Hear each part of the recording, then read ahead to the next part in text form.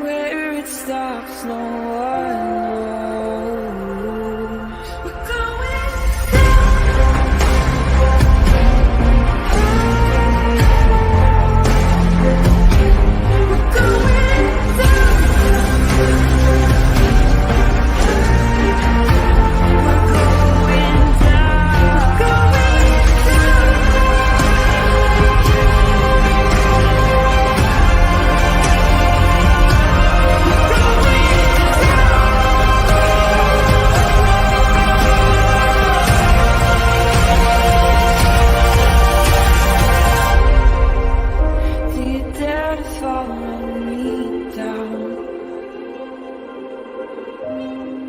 head into the unknown.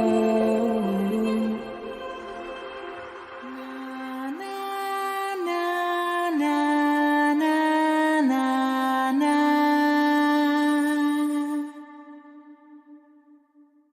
Hi, everybody. Happy Tuesday. Welcome back to Criminality. I'm not live to say that there is a quiet day in the Delphi case by any means, because I was coming live to go over one document and then boom, boom, boom, boom, boom. So I haven't even had to read all of them yet, so we're going to go over them all together. But it has been a day of filings, another day of filings. I think this is going to be pretty consistent going up until trial. That's my thought process here. It's a lot. So buckle up, grab a Dr. Pepper. We're going to get into it. I'm going to say hi to everybody really quick, and then we're just going to start. Wait, did I miss? Wait, what the heck? Holy hell, the documents today is a lot. So we're going to just get into it as quick as we can because, like I said, we do have a lot to go over, and I have a lot of opinions on just the parts that I have read so far. So let me say hi to everybody. Hi, Yaya, Kelly. What's up, Gambies? Hi, the Rockaways. Is the Bible. It's going to be, yeah, that one's. It's a lot. Like I said, if you guys haven't read them already on your own, yeah, definitely buckle up. Hi, Sarah. Hi, Bonnie. Hi, Princess Buttercup. What's up, Teresa? Hi, Fluffy Bunny Sniper. Hi, Cindy. Susie Q. Holy shnikes. Hi, Adrian. Oh, man. I know. Oh, and I have something I got to send you. Let me just put this out into the universe. I know I owe like 5 people like emails back, phone calls. I just have not been able to get to everything I need to get to. Please don't think that I don't want to talk to you. I do. Life sucks right now with this stupid head cold. So, and then Delphi comes in and takes over everything. So just know, I know that you're there, and I know that I need to get a hold of you. I promise I will. Hi, Kyra. What's up, AKA Radar? Hi, Amy. Princess Megan Elsa. Hi, Unindicted. Hey, Johnny. Sweet dude. I'm just going to laugh at that comment. Hi, the Royal Wee. Erin. Hi, Robin and other Robin. I saw both Robins here. Hi, Peter. Rose. Cindy. Hi, Jennifer. Hi, Percocent. Hi, Caitlin. Jen P. Hi, 4 Pitbulls. The Royal Way. Hi, Freeze Dry It. Hi, Christy. And other Christy. And Christy. And here's another Teresa. Hi, other Teresa. Hi, Black Swan. Inspector Gadget. BG OG. What's up, Spicy? What's up, Shaz? Women doing impossible things. Crazy Aunt Liz. This is funny. She's like, I usually just lurk and listen to this, but this shit's crazy. This is just off the hook today. What's up, Sadie? Hi, Karen. All right, well, let me scroll back down here. Oh, Cindy, putting my helmet on and sharpening my crayons. Do it. Make sure that you're ready to write to the court, because everybody wants to write to the court and get involved in the case. So get your crayons ready so you can have your opinion heard too. Don't do that. I'm really just joking. Please don't do that. Hi to everybody that I may have missed coming in. But Cindy, thank you very much for that super chat. I really appreciate it. Mandy, Fiend, Tony, Jen, Brendola Girl. Hi, ATS. Hi, Luis. Hi, Kathy. Good to see you. I hope you're feeling well. Angel Kim. Hi, MB. Now I have the head cold. It's not my fault, I swear. Look at that, and my safe space. 5 months. Oh my God, spelling. Don't worry, Sanders. I appreciate it. Hey, Journey Takes a Trip. Hey, Marissa. Bean. Snappy Dragon. I know it's gonna get crazy. It's gonna get crazy. Okay, so hello to everybody. Thank you guys for being here. Yeah, Delphi. The filings are on fire today. So let's get into it. I think we have 7 total. I'm not sure. I was kind of peeping at them, and it looked like one may be the same as one we already had, but maybe like tweaked. I don't want to promise that though, because like I said, I haven't got to read everything yet. So we're just going to get into it because, like I said, we've got a lot to go over, and I know me, and I know I'm going to have a lot of opinions, and I know you guys, and I know you guys are going to have a lot of opinions, so we just need to do it. And let's get this up here. All right, let's make sure you guys can see it. Hi, hybrid. Did we get Blake? Yeah, I know. I don't know what's up with that chick. She's always in trouble. It's always her fault that all these filings are happening. Jeez. Hi, Cubic. Cool gamer. We can blame Radar. Let's just blame Radar. That'll be easier. We just pick random people and like make it whatever. Like we can just pick a random person and make it everything their fault for the day. I think that'd be fun. I'm sure that someday it's gonna be my turn, right? Everything's my fault. Everything's your fault. Everything is this chat's fault. We can just lump us all together. All right, turn this off. All right, so like I said, I know most of you guys have read through these, but we're still going to go through it anyway. We're going to hit all the points that we need to. Yeah, just blame insert name, whatever name you draw out of the hat that day. Okay, so motion to compel and request for sanctions. And Travis was kind enough to send me some notes on this. So when we're done with it, I'm going to go over that too. And if you guys don't know, Travis is an attorney who has come up on panel with me a few times, also goes up on It's a Crime and Shame every once in a while, and is in the Delphi chat of Bob Mata's and helps to kind of I would say dumb down some of these filings for the non-attorneys, of us. So this is a motion to compel and request for sanctions. Comes now the accused Richard Allen by and through counsel Andrew Baldwin and Bradley Rosie and moves this court to compel the state of Indiana to provide certain discovery that the defense believes exists, but that the state of Indiana has not provided to the defense. Additionally, the defense seeks a sanction against the state of Indiana for a variety of discovery violations detailed herein.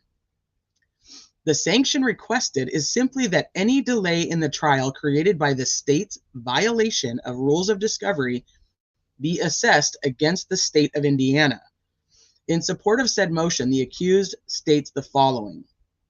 Now, we're going to get into it because this is a lot.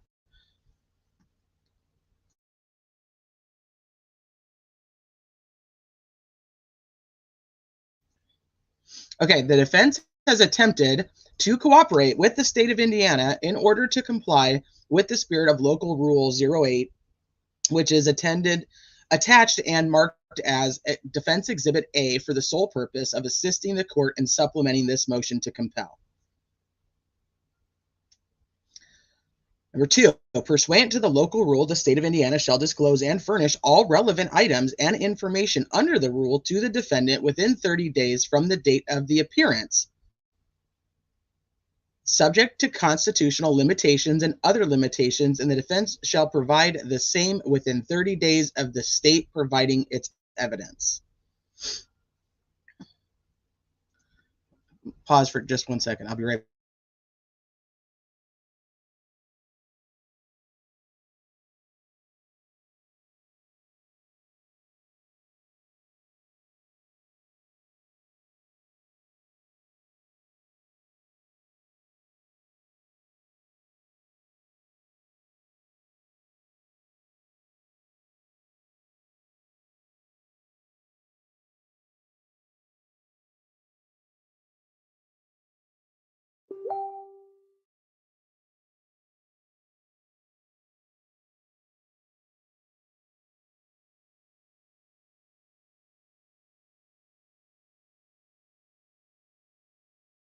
Okay, I wanted to pull up Travis's notes why we were doing it so that we could go through and see what he's got highlighted too. I guess I could probably just read it off of this one instead and go over. This has his notes on it. We could just do that.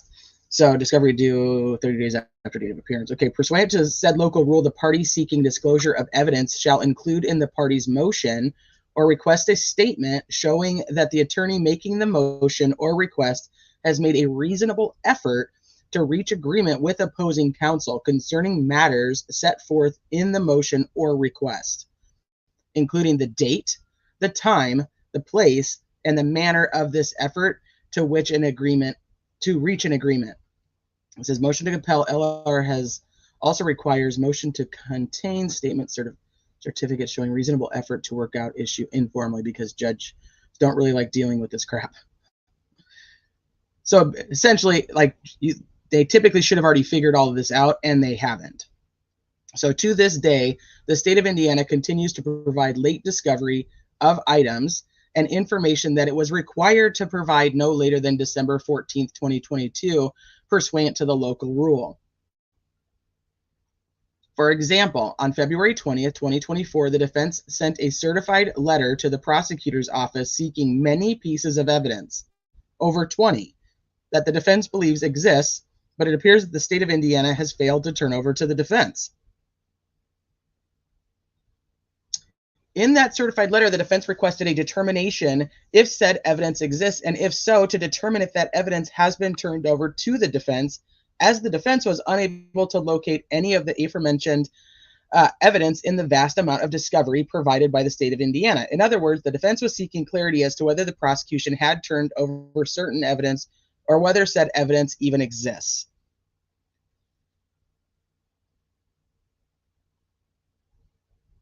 So, does it exist? If it does, give it to us. Literally, this is simply just telling them we are under the impression that this list of however many items, or they say 20, of 20 items we believe is actually part of discovery, and we don't have it. And if you did give it to us, we can't find it, and we need you to tell us where it is. So that's, hold on, you guys. Hold on, my son's calling.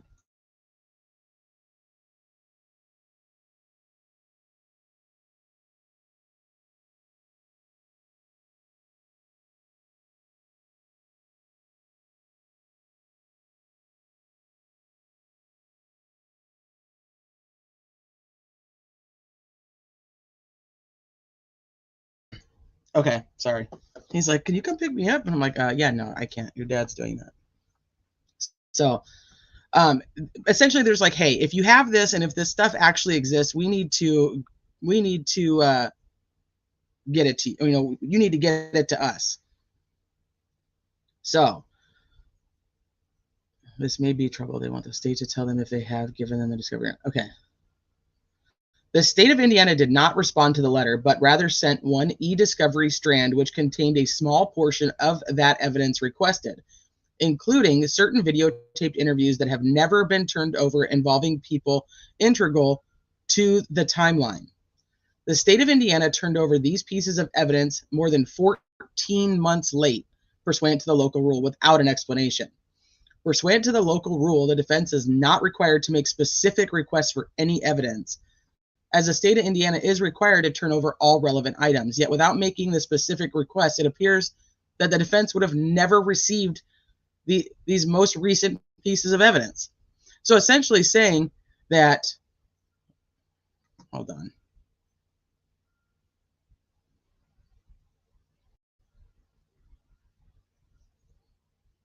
All right, you guys in chat, stop. If you don't like other people in chat, don't comment. If you don't want to talk to, you don't want to see their comments, block them. Do not fight in the chat at all.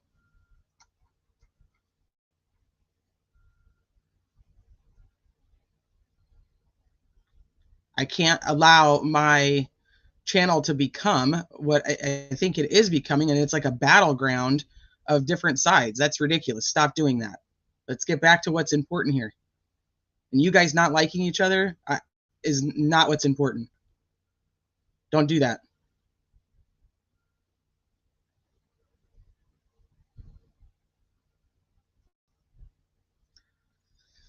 It appears that the defense would never have received these most recent pieces of evidence. Essentially, if they didn't ask for them, they wouldn't even know that they wouldn't even know. They wouldn't even know that they existed. The frustration from the defense is that this is not the first time that the defense has had to make specific requests for specific evidence that the state had failed to turn over to the defense. Because law enforcement and the prosecution are in total control of what evidence is ultimately turned over to the defense has no choice but to hope that the state of Indiana turns over all relevant evidence, especially exculpatory evidence. The defense simply does not have the luxury of knowing what relevant exculpatory evidence the state possesses and has turned over versus what relevant exculpatory evidence that the state of Indiana possesses but has failed to turn over. This is when we were talking yesterday about why people contact the prosecutor or why people contact the defense team or why the defense team contacts people to gather information. This is why, because the prosecutor is already privy to everything that's in the case. They already have the information. It's theirs. This is when they're watching a YouTube channel and somebody is saying, hey, I gave evidence over in 2018, and all of a sudden that evidence isn't showing up. So where is it? Where's that evidence? If people are, and we know damn well that over the last 7 years, there's been plenty of people on social media that have been like, hey, I gave XYZ. I turned this tip in. I turned that tip in. And they should have all of that. That should be in the discovery they were given.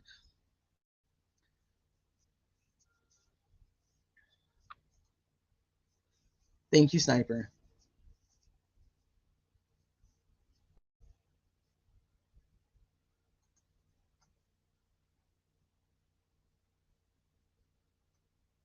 So here's the thing, Jamie. I get that you don't like them, and they probably don't like you. I get it.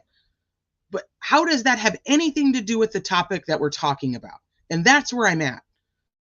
Like, it's the chat becomes where people just come to just fight with each other, and instead of actually paying attention to what we're talking about.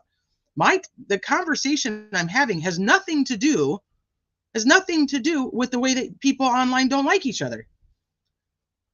So it's very simple. Just come here, pay attention, discuss what we're actually talking about, and leave everybody else in the chat alone. This is for anybody. That's it. Bottom line. It's fucking easy. You don't see me going to other people's chats and being like, so-and-so doesn't like me, and so-and-so's mean to me, and so-and-so's done this. It's not going to happen. Because I would never disrespect somebody else's chat that way. So if you don't like each other, don't talk to each other. It's pretty damn simple. And if you guys haven't noticed, I don't feel great. So I don't really have the patience to deal with that shit. I just don't. You don't like each other, don't talk to each other. You don't like the people in the chat, don't come to the chat. I'm fine. Because I'm still going to go over all of it regardless. But you're not going to distract me anymore. I'm done with that. Stop.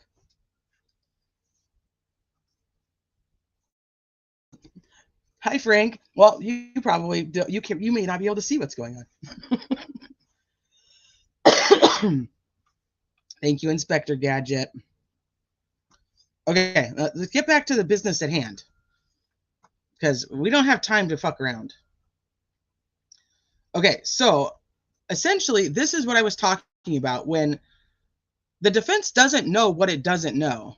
They can't tell the prosecutor, hey, we know all these things right off the bat. Like, if they don't know it, they don't know it. This is when they have to work to figure out what it is they don't know. They have to talk to people to figure out what it is they don't know. Over the course of this case, the defense has learned of certain evidence referenced in other discovered documents or mentioned from other sources, or from exercising common sense that has caused the defense, to believe that this said evidence does exist, but that the prosecution had failed to turn over said evidence to the defense. For example, when they're reading a police report that states they have a videotaped interview of so-and-so, and then all of a sudden they don't have a videotaped interview turned over in discovery. So that's really kind of where it is. That's like the example. If Brad Holder has a police report that he was videotaped interviewed and they don't have that videotaped interview, they know they're missing a videotaped interview. Make sense? And the defense later determined that the prosecution did in fact possess those items, but failed to turn those items over to the defense until requested to do so by the defense. The history of the prosecutor failing to turn over all relevant evidence to the defense has caused great concern to the defense. They're saying defense a lot. They need to, I guess that's what they kind of have to do. Over the course of this case, many of the items that the state of Indiana has failed to provide to the defense in a timely manner are what the defense would label as major pieces of evidence, even exculpatory evidence. Okay, let me check you guys out. Thank you, Radar, in case of DP for a lady that rocks. I appreciate that. Sometimes I need an extra Dr. Pepper. Give me 1 second. I got a tiny human.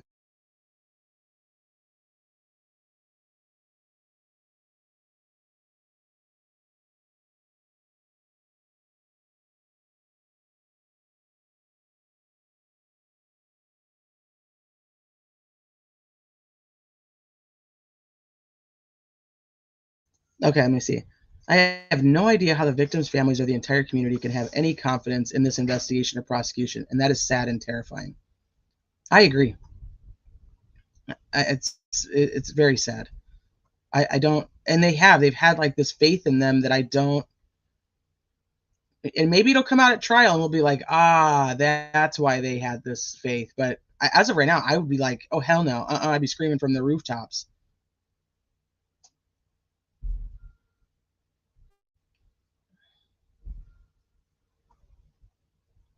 Thank you. Something to say. I know, like, my patience is thin. I can't wait for the defense to ask corrupt Doolin why he conveniently forgot talking to RA right before election. Miss Criminality. Can I ask if they looked at the tip or evidence turned in and it led to nothing? Would they even list it as evidence? Anything that they have done in the investigation needs to be turned over as discovery. Now, that being said,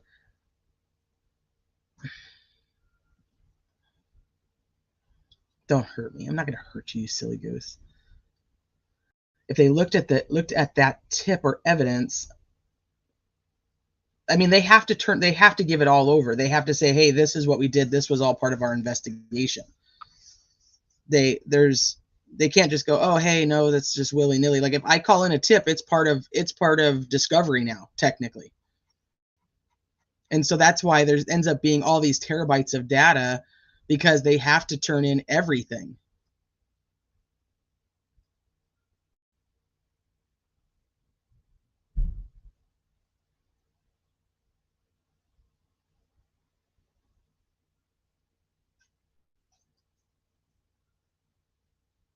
Okay, then go back to work.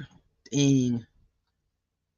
Well, they don't want to give over exculpatory evidence, no. So that's kind of where we're at. But if the prosecutor doesn't think it's exculpatory, which it's not up to them to decide. I mean, exculpatory is exculpatory based on what, just if Nick thinks so or not. Hold on, guys.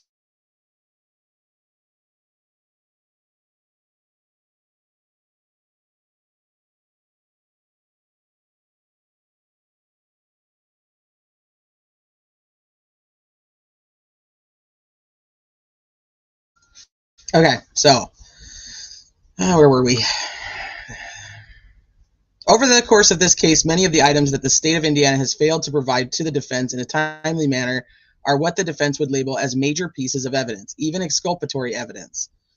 Many of the items that the state of Indiana failed to provide to the defense in a timely manner were only provided after the defense had specifically requested the items that the defense came to learn existed by the state of Indiana had failed to turn over. But the state of Indiana had failed to turn over. For example, one of the more important pieces of evidence in this case is the data retrieved from the phone found at the scene where the victims were found, as this piece of evidence contains data concerning the down the hill video and other important information. This phone and the data contained on the phone has been available since 2017. Yet the defense did not receive the data from the phone by the deadline of December 14th, 2022, as designated by local rule.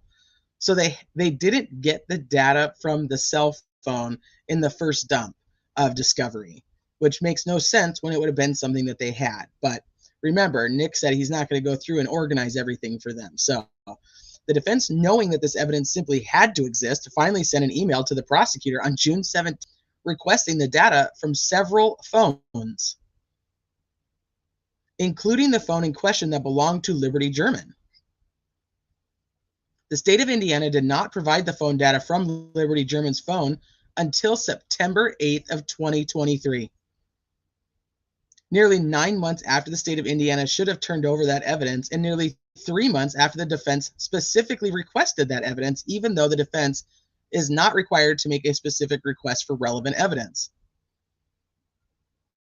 Most of the other items requested in that June 17th, 2023 email to the prosecution still to this day have not been turned over to the defense.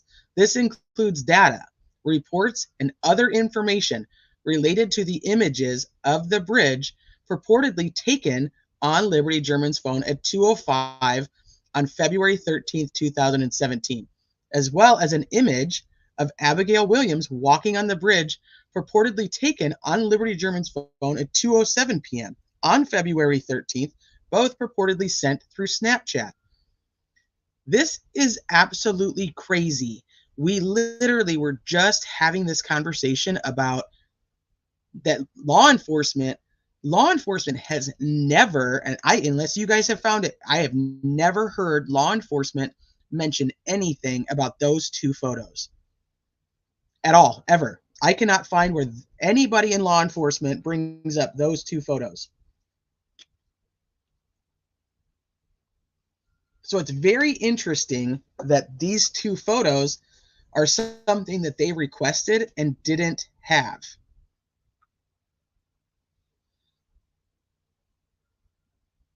This is crazy to me.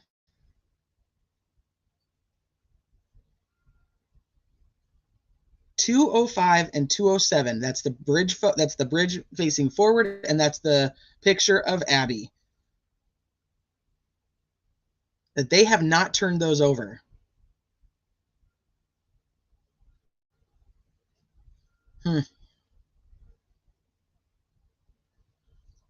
Reports, any information, includes data, reports, and any other information related to those images of the bridge.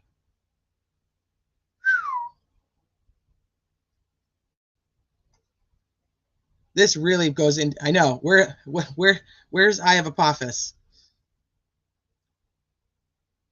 This is crazy. So they're saying they did not get anything. I know, right? That's kind of where I'm at with this. And I am not necessarily, if those photos were taken on Snapchat app, are they even on the phone? Well, where did they, I mean, they still would have to have them as something. Because remember, Anna said that they got the photos from the cloud. But what, I mean, we know they went and talked to the cousin who, the photo that says it's like 5 hours ago, and it says, like twin, if you guys remember that one, it says twin on it, and it was like her cousin. And we know they went and talked to her because she posted about it. So that's just, that was a very interesting comment to me, or number 20. I was just like, wait a minute.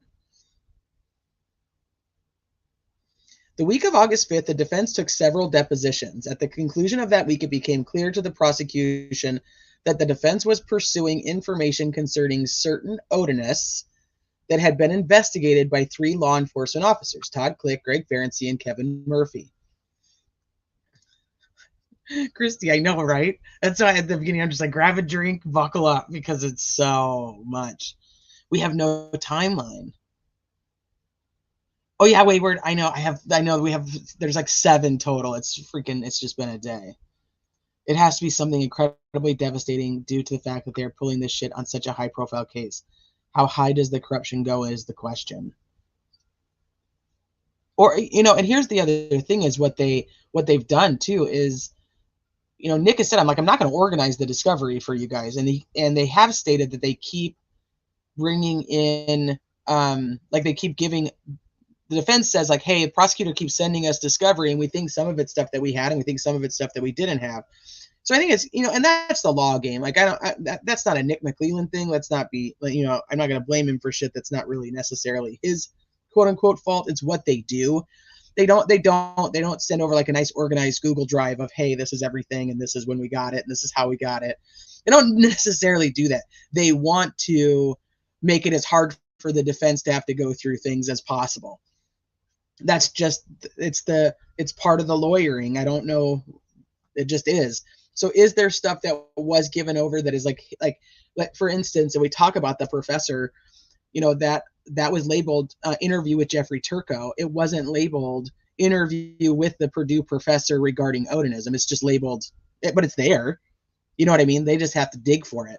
They're going to have to work for it.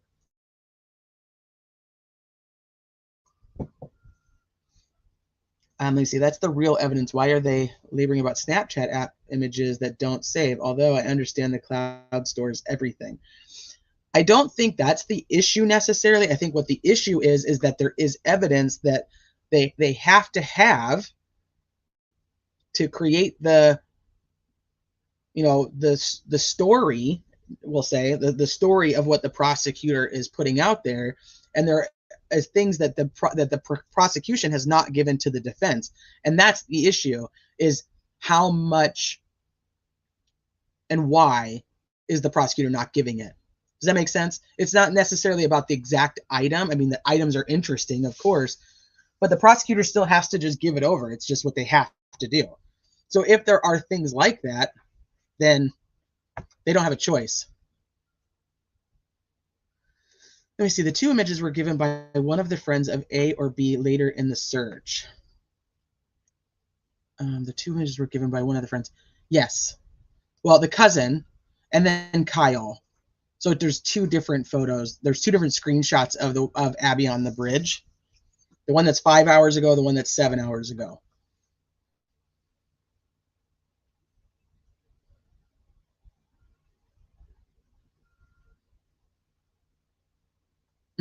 Cindy, thank you for the super chat. I'm turning in my crayons for a margarita. I know. Keep the helmet. Definitely keep the helmet.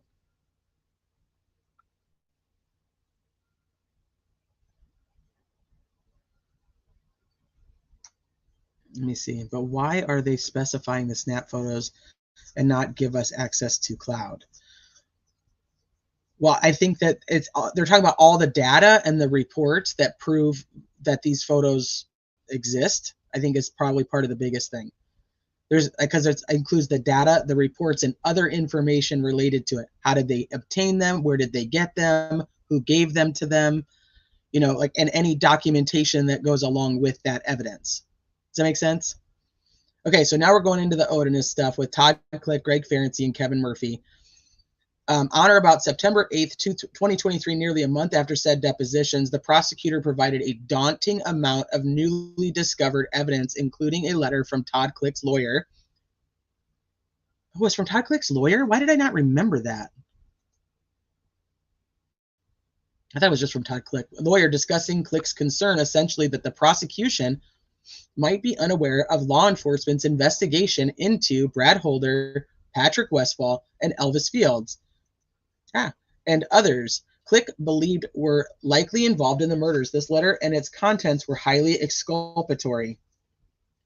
Upon receiving this missing evidence, the defense was surprised, shocked to learn that on May 1st, 2023, the prosecutor's office signed for the Todd Click letter and the exculpatory evidence and information contained in that letter, yet failed to alert the defense as to the existence of this exculpatory discovery until after the prosecutor knew for certain that the defense would definitely be calling Todd Click in for future depositions, at which point in time the defense would most assuredly learn of the existence of this exculpatory evidence. McClelland did not turn over the letter and its exculpatory material to the defense until September 8th, 2023. It took McClelland 131 days to turn over this exculpatory evidence, and it was only turned over after McClelland knew that the defense would ultimately find out about the exculpatory evidence. The prosecutor offered no explanation whatsoever as to why he had held on to exculpatory evidence for several months and only provided it to the defense once it became obvious that the defense would learn of the existence of that exculpatory evidence. A little repetitive. Certainly, the defense would have been much further ahead on their defense of Richard Allen, and the prosecutor turned over the click information in a timely manner. Certainly, the defense would have been even more prepared for the August depositions had the prosecutor turned over the exculpatory evidence. Between September 8th, 2023 and October 6th, 2023, approximately 90 days before the January 2024 trial date that had been set, the state of Indiana dumped 14 hard drives, 5 flash drives, 1 disk, and a certain e-discovery on the defense, including several videotaped interviews of third-party suspects that the defense had focused on when deposing law enforcement in early August 2023. Essentially, this is where those videotapes and the video interviews and interrogations of other suspects comes into play, and where they're like, "Hey, where's these few?" And they're like, "Oh yeah, ooh, FYI, we don't have those. They got taped over. Sorry."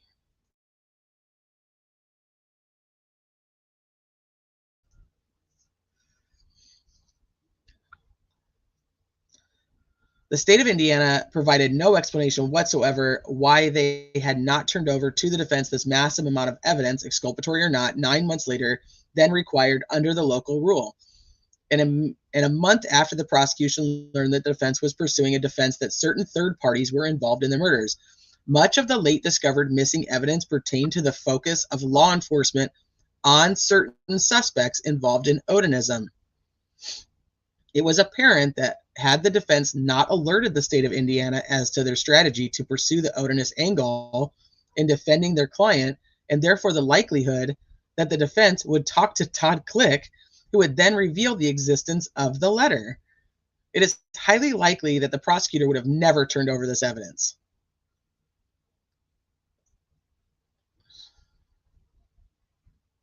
So essentially, they do these depositions in August. They're already learning a lot about the Odinism stuff. They've already figured out that there's in the Odinism guards and the weird stuff that's happening there. And they bring it up in these August depositions. And then everybody in law enforcement and McClelland are like, oh, so they know now about the Odinism. We are not going to be able to not turn that information over. So here's like our little Odinism. Play my jams. I did a shot every time he said exculpatory evidence. Don't do that, and don't do one every time I say defense either.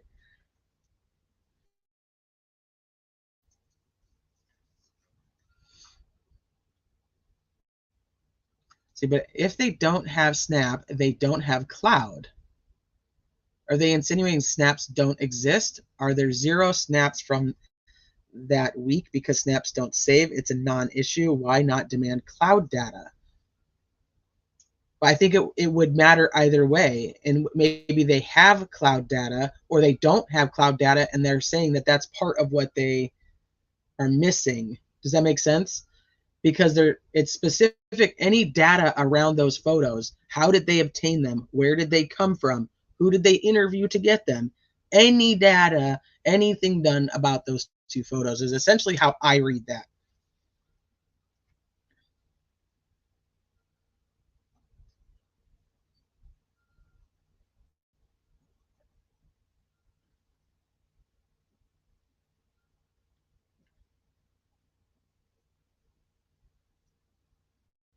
This is Black White. Nick holding back evidence for all this time, yet tried 3 times already to get defense information he knows he's not allowed to get. I know, right? Well, and this is the claim, and we have to make sure we understand that. This is the claim by the defense, that Nick does have the opportunity to come forward and say, hey, no, I did give you this. And that's what they're saying. Hey, we're asking to compel this discovery. Now, the problem is the things that were already asked for before, and they didn't get them for months later. So they're listing all the issues. But like I said, Nick isn't going to put all this in a nice little orderly fashion and say, here you go, Baldwin and Rosie. That's just not how it works. They have to go through it. They have to organize it. They have to create what we've seen as like an index, that discovery thumb drive that went out to Brandon Woodhouse. They have to organize it themselves and say, okay, we have this, we don't have that. This is what we think we're missing based on other things. And that's when we get to where we're at now. Hi, Cop Facts. Good to see you. This is outrageous. Been involved in many homicide cases, and we've always turned over every piece of evidence we had. If not, we would have been in big trouble, as you should have been. Yeah, I mean, that's kind of the whole thing. Hi, Elizabeth. If Nick was professional, prosecutors would die of embarrassment that the clusterfuck Nick turned over, thinking obviously he would get away with it. I think this is what creates the online speculation of how accurate things are that the defense is bringing out. And I know that there are people who are like, nope. Odinism is bullshit, this, that, and the other. Like this is just what the defense is using, and they're just trying to throw other people under the bus.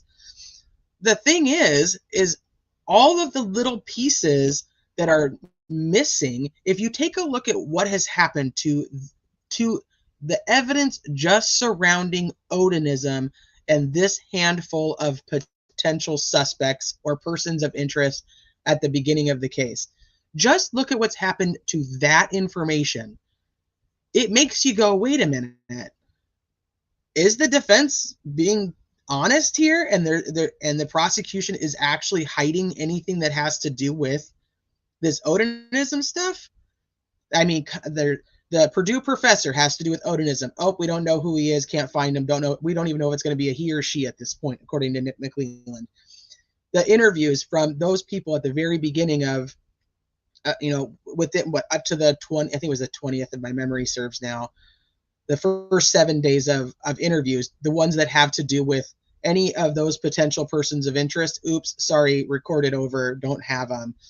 I mean, there's the layering of just how much that has to do with Odinism that wasn't turned over. The Todd Click letter, how many, 9 months later, well, I mean, however many months it was. So that's what makes you go, wait a minute. Like, as much as we're like Odinism, schmodinism, like, whatever, it is what it is. It's, they're just coming up with their third-party defense. And then you look at it and you go, well, if that's all it is, then why didn't they just give all this over? And then there's the people who are like constantly commenting to me, like they vetted all of it and these people were ruled out.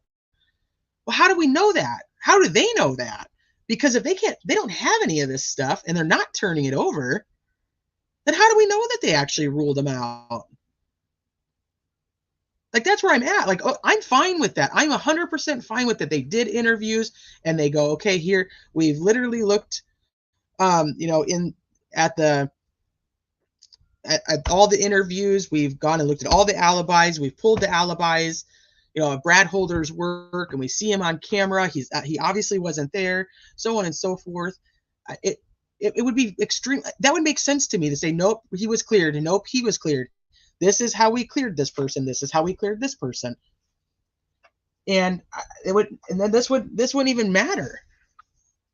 But for me, it's like it gives more credibility to the defense theory when everything surrounding that is missing, misfiled, lost. They don't know. They don't bring it up. They hide it. That's crazy to me. Why do all of that if this was just a clean, perfect little investigation that these people were cleared? So, and I'm not one to say that I think like, oh yeah, this has to do with Odinism and that the girls were sacrificed. I'm not there necessarily, but it is very freaking weird that all those things happen to be missing.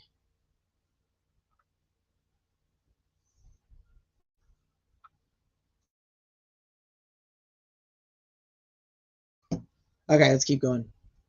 Let me read the comments.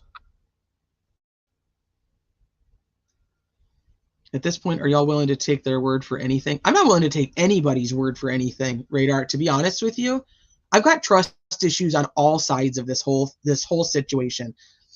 Probably the one, and this is my own, you guys can totally disagree with me, but my own thing is, if Rosie writes it, I have more, I'm more inclined to go, okay, this is exactly what I think and what I believe. I don't know why that is, but I have trust issues with everybody. I have trust issues with all of these people. Hi, Sleuth Mom.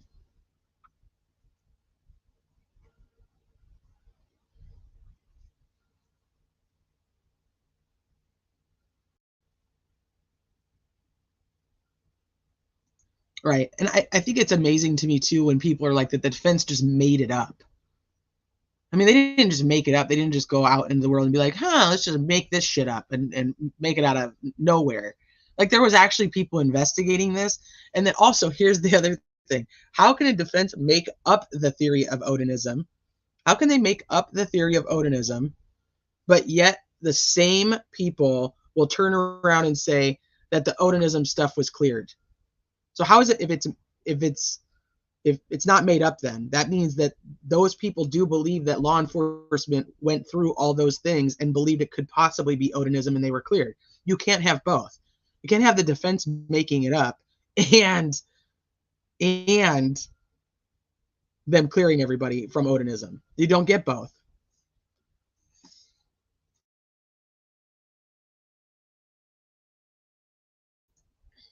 Lauren, that's funny. Okay.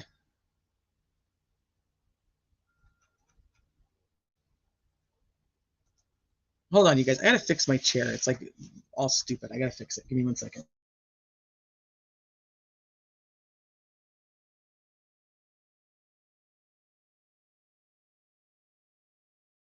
Okay, so here we go.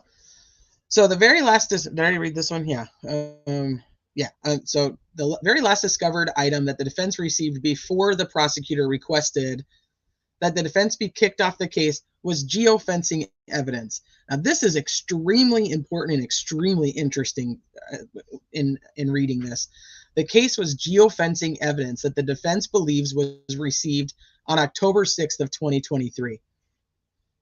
The geofencing evidence was received nearly 10 months after the state was required to turn it over and contained what appeared to be highly exculpatory evidence concerning a variety of important matters, including the phone numbers of multiple people who appeared to have either been at the crime scene or within 60 yards to 100 yards of the crime scene during the very times when the victims were purportedly being murdered.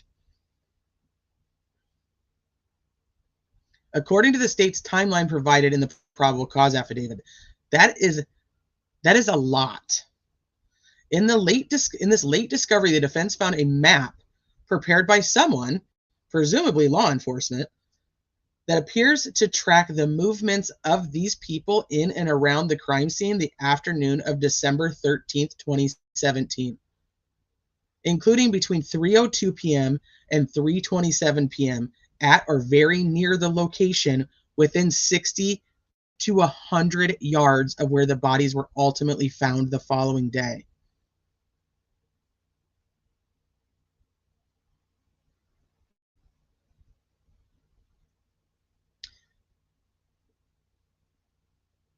This I don't even have words for this. Since the return to Richard Allen's defense, Allen's attorneys have specifically requested via email on February 26, 2024, that the state of Indiana provide all narrative reports related to the geofencing data, as well as all documents related to the geofencing data. But the state of Indiana so far has claimed that no such documents exist. Is the state of Indiana claiming that no geofencing data exists? That can't be accurate.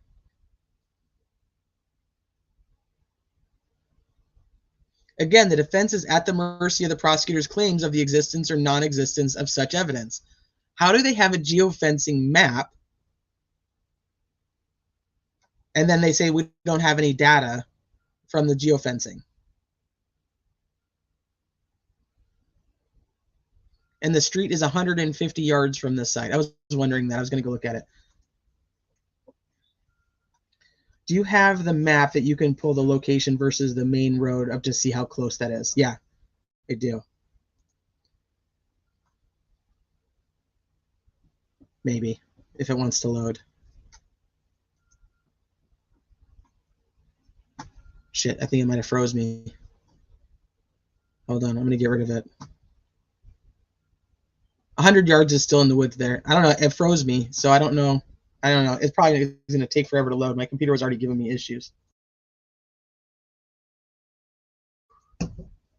Hi, Lynn. Sorry, I missed your comment. Let me see what you said.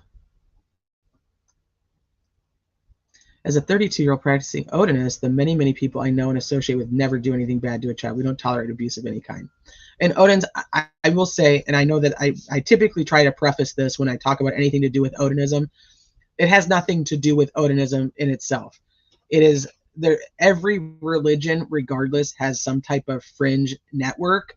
And if it was to do with Odinism, it is not it's not representative of the religion in itself. And I typically use a case that most people know, which is Lori Vallow and Chad Daybell, who are practicing Mormons, and they create their own fringe religion based off of Mormonism. But that doesn't mean that Mormons have anything to do with anything. That doesn't mean that that's what Mormons do. Not all Mormons think their kids turn into zombies and need to be named with weird names. Like it's in Christianity, every religion has that the people who take the religion to a level that makes no sense to even the people who are actually practicing the religion on a normal basis. So I should have said that before we got into the Odinism stuff, and I will make sure that I try to add that in, because it doesn't have anything to do with the religion as a whole. It has to do with specific people taking what they believe and making it however the hell they want it to be.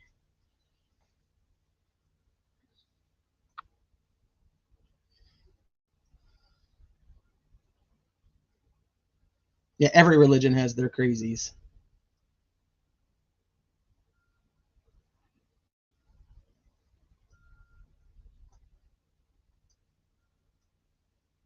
Yeah, that Odinist extreme. Maybe they are Odinites. Maybe we should go back to calling them that, like at the very beginning when that was in all the documentation, because they're like a fringe, and they do become the Odinites instead of Odinists.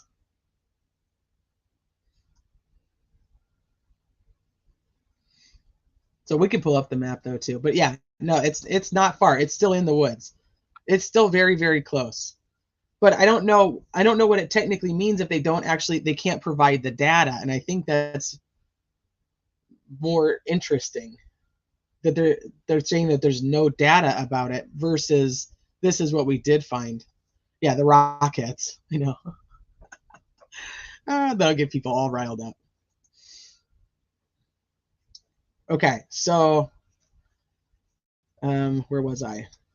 I was attorneys have specifically requested via email. There, we did that one again. The defense says, okay. And as it relates to the geofencing evidence, it would be shocking that law enforcement would take the time to put a map together tracking the movements of certain phones in and around the crime scene between 12:39 p.m. and 5:49 p.m. Okay, so this is interesting time right here.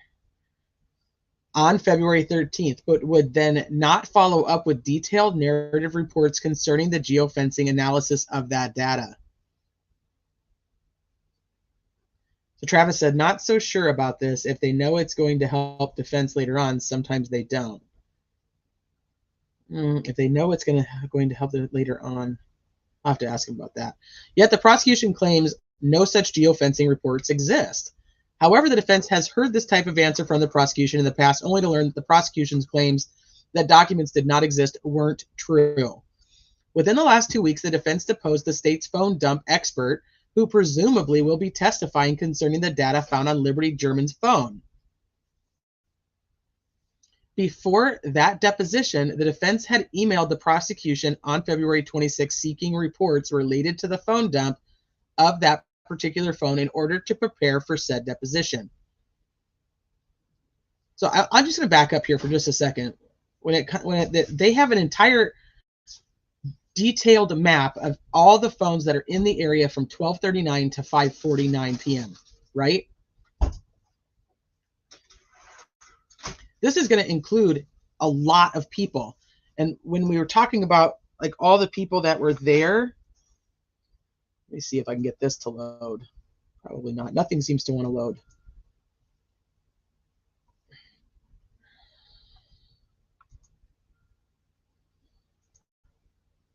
I mean, we have, what did we say? We have Carl and his daughter. We have David.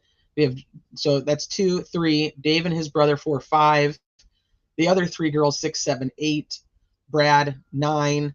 Anna, Bree, and Rayleigh and her sister. So that's 13. Betsy Blair, 14. Sarah Carbot driving by, 15. Daniel Pearson with his girlfriend, 16, 17. Cheyenne and her friend, 18, 19. Cheryl and I believe that's an interesting one. I'm not 100% sure, but she's there with somebody. So what, 20, 21. Michelle driving by, 22. Terry driving by, 23. Wesley driving by, 24. This is just what we know about, and not all of these people are even mentioned in any court documents.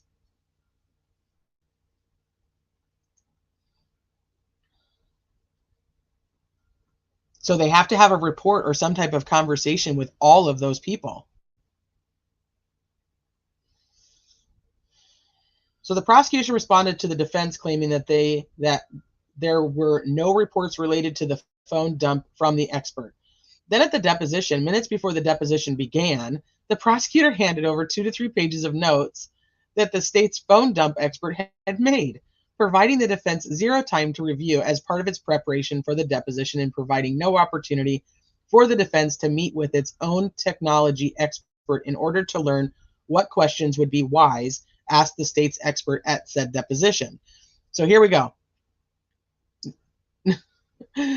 There is no dump. There is no reports from the phone dump. There is no phone reports from the, or there is no reports from the phone dump. Yet, here we go. Here's 2 to 3 pages of notes. Here's 2 to 3 pages of notes from that expert so that you can talk to him about it. Teresa, yeah, Gabe is Odin. And so are his friends. Yep. So this is it.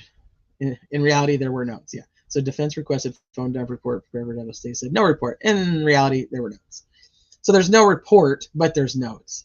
This one would depend on what the emails say. If it just requests report, then this isn't going to amount to much. Very common that the site who hires an expert would for sure know if there is a report, but it would be very common to know about notes. Yeah, so that's some word semantics. Did they ask for the notes or did they ask for the report? And if there's no report, then there's no, that doesn't mean there's no notes. So the prosecutor handed over these notes without explanation and with no apparent reasons as to why the prosecutor had previously told the defense that no such documents exist, when in fact they did. Well, like I said, semantics. If you ask for reports, they don't have reports, they only have notes, then you should have asked for notes. Ask for anything, reports or anything pertaining to this, potential witness or potential expert witness. The prosecutor's denial of the existence of certain documents regarding the phone dump before the deposition, followed by the unexplained production of certain documents within minutes of the deposition, sadly was not surprising, but highlights once again the less than forthright style in which the prosecution has been turning over evidence to the defense dating back to the beginning of the case. Furthermore, because of the lack of candor concerning the existence or non-existence of certain evidence, the defense cannot be sure whether certain documentation exists concerning geofencing analysis, even though the prosecution is claiming that no such documentation exists. Since rejoining the case, the defense has sought out the names of the geofencing expert who analyzed the geofencing evidence for purposes of preparing for the depositions to determine if the state's expert has an explanation as to why the geofencing evidence displays what appears to be extremely exculpatory evidence of people walking in and around the crime scene during the times when law enforcement is claiming that the murders were taking place. At first, the prosecutor refused to provide the names of his experts, but then told the defense he would ask his investigator. Again, specifically, someone prepared a map which tracked the February 13, 2017 afternoon movements of multiple phones in and around the place where the victims were ultimately found the following day. Particularly, some of these movements appeared to have occurred between 3:02 p.m. and 3:27 p.m., either at the scene where the victims were ultimately found or within 60 to 100 yards from that site, and none of the phones or people associated with the phones have any affiliation with Richard Allen. That's fucking crazy.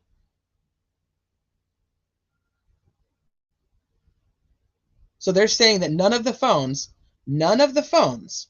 that are on this geofencing map have anything to do with Richard Allen.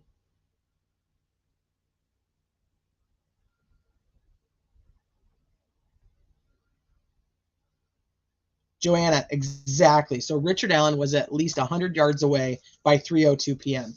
If by 3:02 p.m., that means none of the phones in the area have anything to do with Richard Allen. I am extremely curious if any of the phones from the entire time frame have to do with Richard Allen and what time they do. You know what I mean? Like if he was there from 12:30 or 12 to 1:30, like he states in October 2022, then does his phone have any type of geofencing there? And they say they do it from around 12:30 ish. So 3:02. So let's play devil's advocate here, and let's say Richard Allen is the right person, right? He is the right person. Then it would have to. Then everything would not have to have been done by 3:30. It would have had to have been done by 3:02.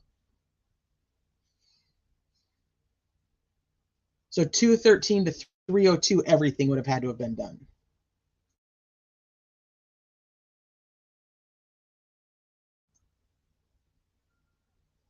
That's nuts. None of the phones or people associated with the phones have any affiliation with Richard Allen. And what does this do to the rumor about burner phones?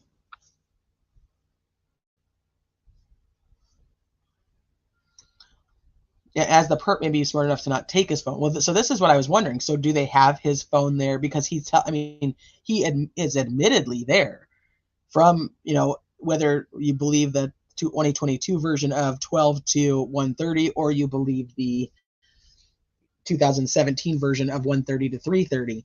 So is his phone there anytime between 12 and 1:30 or anytime? I mean, anytime is his phone there or a phone that is connected to him in some way. But it's still, even if we go that route and we play devil's advocate that, yeah, his phone is there up until 3:02, you're talking the entire crime has to take place from 2:13 to 3:02. I mean, is there a reason that the defense puts in specifically 3:02 to 3:27? Is that just when there's a lot more activity around there? And then do any of these phones have anything to do with the people that the defense is claiming? Because that's also going to be a big question. Are all of these phones accounted for? Because remember, there was always the rumor that there was geofencing done and that there was not all the phones were accounted for. There was one or two phones that law enforcement couldn't account for.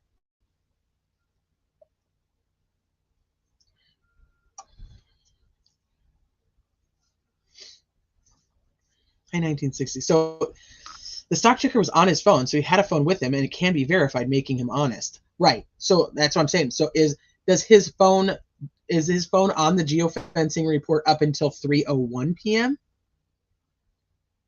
Like, why did the defense choose this time frame specifically? Because wouldn't it be more important to choose the time frame between 2:13 and 4 o'clock when you're having the witnesses there? You know what I mean? Like they're saying that the witness on the street saw him walking. Why not go until 3:57 or whatever time it was she saw him? And why not back it up to 2:13? That makes me question why the defense picked this time. I'm going to be really honest with you. Is he there until 3:01? Does that make it so it's possible that Richard Allen is bridge guy and takes the girls but isn't the one who's there and does anything to them? Does it go back to the original prosecutor theory? Oh, that's another great question, Christy. Does that mean that the girls were actually taken? And the theories of all the rumors and speculation about that the girls aren't killed there and that they were actually taken somewhere else and then brought back?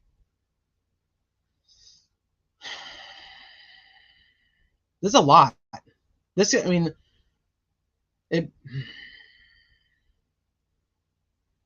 Yeah, the geofencing data is most concerning. It really is, and I'm very curious about the rest of it.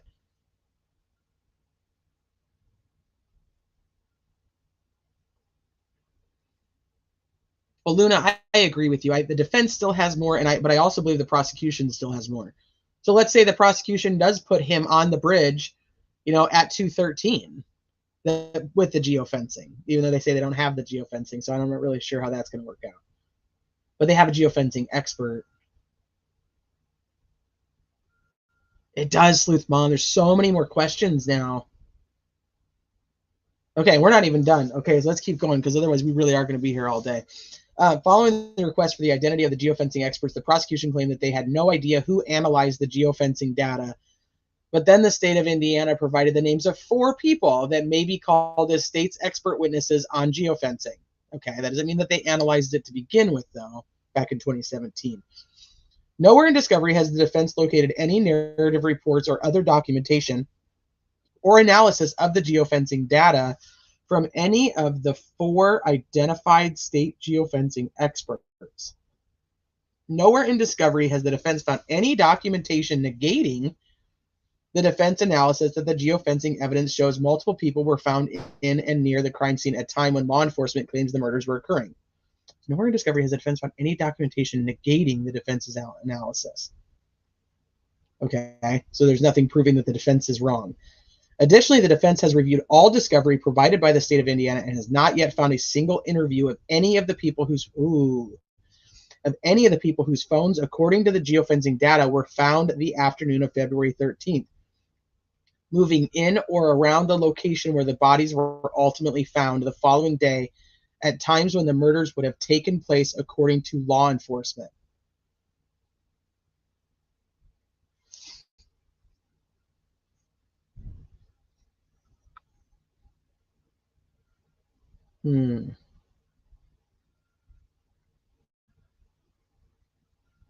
They cannot find any of the interviews of any of those people.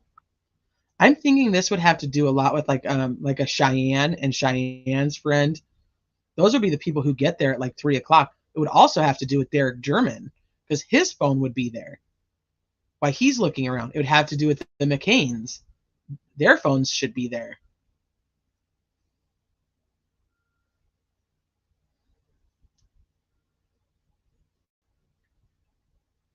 And they don't have anything to show that they interviewed all of those people. The defense did locate very limited background information concerning one of the owners of one of the phones, but did not locate any narrative reports, interviews, or notes concerning the owner of the phone. Okay, so there was one person identified. It would be shocking if the owners of these phones were not interviewed when their movements were tracked and then replicated on a map depicting their movements around the crime scene based upon geofencing coordinates. Yet the defense has not located any interviews of the owners of those phones. The defense has located no information or interviews contained in any investigative documents concerning any other people whose phone numbers are identified on February 13th as walking in or around the same area where the victims were ultimately located the next day. Again, someone in law enforcement summarized these movements by replicating them on a map, yet no narrative report can be found to explain why law enforcement reduced the movements to a map of the multiple people using multiple phones at or near the crime scene at the time the murders were purportedly committed. Travis says, sometimes there are no narrative reports associated with documents prepared by LE, maps, 3D, crime scenes, etc. So sometimes there is no narrative report. It's just what they created. But I don't know why wouldn't they have any interviews with all these people? Well, it is possible that the geofencing is not what it appears to be, or perhaps was later debunked in some document that has not been turned over to the defense. The defense has found no documentation that dispels that the geofencing appears to be highly exculpatory in nature. The defense is attempting to verify what the geofencing evidence appears to show, and based on the map that tracks the movements of multiple people, to verify what law enforcement also apparently believes the geofencing coordinates show. Because they didn't make up the map themselves. You know what I mean? Like, that's the whole thing. They didn't make up, the defense isn't making up the map. They got the map in the discovery, and now they're just trying to figure out what did law enforcement do with the information that they obtained by having this geofencing map. Did they follow up with all of these people? If they did, where is it? And then they're even putting in here, like, did law enforcement debunk the map and say, no, the professional said you can't count on that. It's not good data or whatever.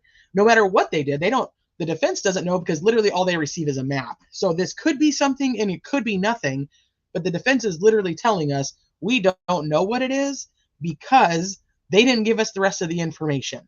So is it important? Is it not important? Did law enforcement debunk it? Are there experts going to be using it? What are the experts using? And if they are using it, why aren't you telling us? Does that make sense? So it's literally, hey, here's just a piece of information. Now go ahead and try to figure out what the hell we're going to do with it. Ha, ha, ha, ha, ha. Or if we're even going to do anything with it. Ha, ha, ha, ha, ha. You know what I'm saying? Like, there's no follow-up, so it's making it hard for the defense to go, is this something that you guys are using? Is this supposedly, is it exculpatory? Is it inculpatory? Like, what is it?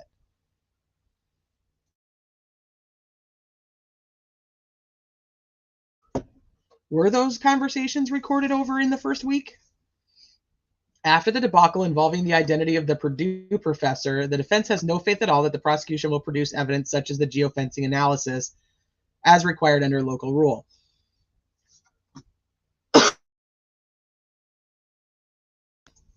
Okay, as detailed in the Franks memorandum filed on September 18th, as well as the defendant's additional Franks notice filed October 3rd, since August 10th of 2023, the defense had asked the prosecutor to identify the Purdue professor whose findings thwarted investigative efforts to look into Odinism as being involved in the murders. I think we all know this part right here.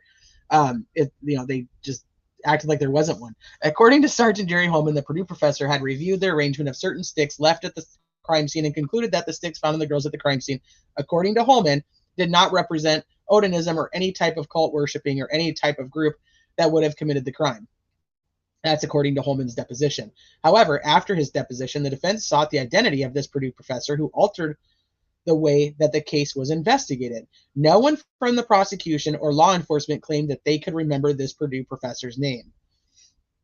After the defense made several requests from the prosecutor to identify the Purdue professor for purposes of conducting a deposition, the prosecutor sent an email to the defense on September 6th that stated, we are trying to identify, as stated before, we are trying to identify the Purdue professor, but no luck yet.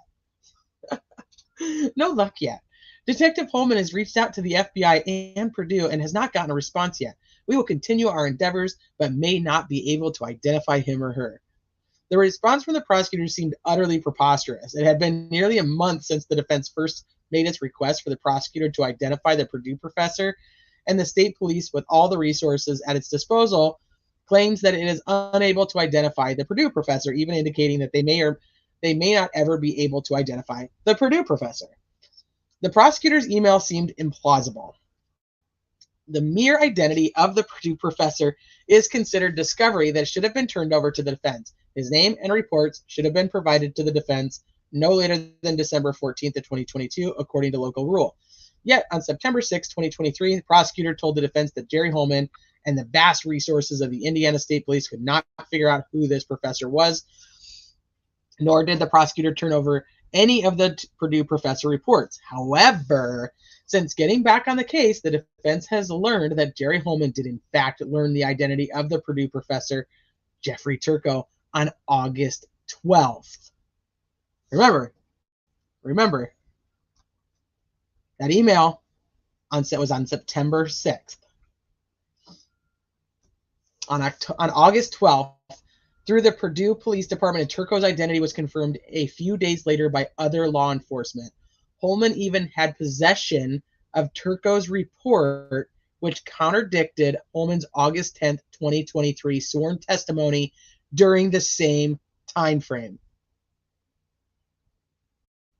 The information contained in paragraph 55 above came directly from Jerry Holman's own report, prepared September 22nd, 2023.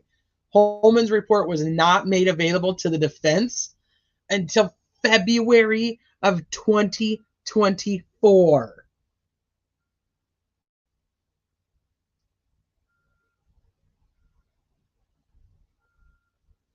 Good Lord. I know.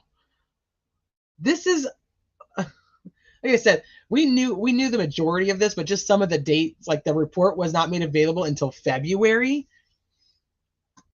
I don't don't even know if it's incompetence, to be honest with you. I just think they don't want to give it to him.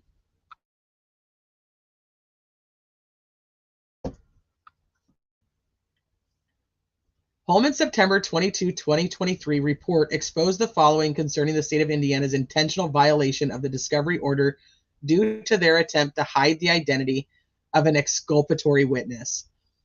During the month of August, and you guys, I know, here's my thing. I've always wondered if Jerry Holman told Nick McClelland, like, oh, I don't know, maybe not. And then Nick McClelland's like, on good faith, says, I don't know if we're going to be able to figure it out because my investigators can't figure it out, or the ISP can't figure it out. And then I would love to have been like a fly on the wall during this conversation to see if it was Holman who actually did it or if it was McClelland. Because I really could see McClelland going, wait a minute. You did know who the fucking guy was, Jerry? What the hell are you doing to me? Like, I could see that happening.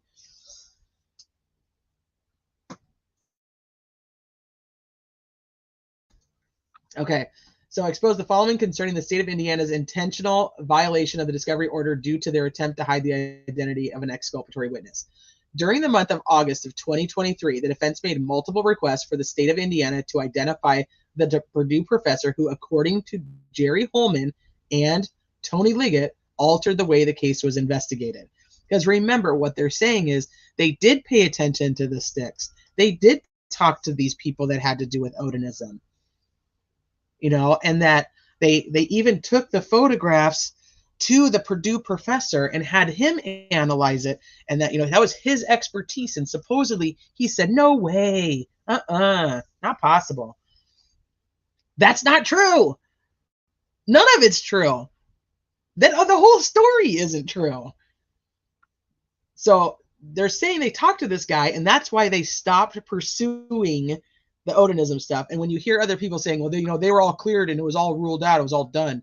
Well, the whole thing is if Holman and Liggett are literally saying we stopped because of the expert opinion of a religious professor, and we stopped looking, then that's not true either, because that's not what he said.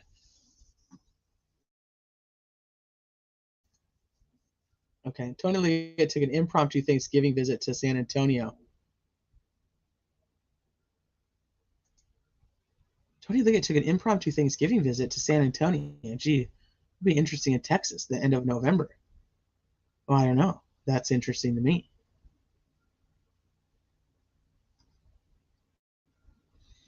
Okay. So by mid-August 2023, Holman knew the identity of the Purdue professor, yet throughout all of August and September, McClelland told the defense on multiple occasions that Holman and or law enforcement could not figure out the identity of the Purdue professor, which we all just said was stupid even back in the day, because how many professors are there at Purdue that are teaching this type of curriculum? Not many. It's just not, and it's not common. It's not like you're having an English class and there's like 50 of them. You know what I'm saying? McClelland's September 6th email to the defense detailing Holman's inability to identify the Purdue professor was clearly not true. I don't know if I would blame Nick for that or if Nick actually believed his people. So that's where I'm at with that one. After the filing of the Franks memorandum on September 18th, Jerry Holman was forced to interview the Purdue professor before the professor learned that he was missing. Holman interviewed the Purdue professor the very next day on September 19th.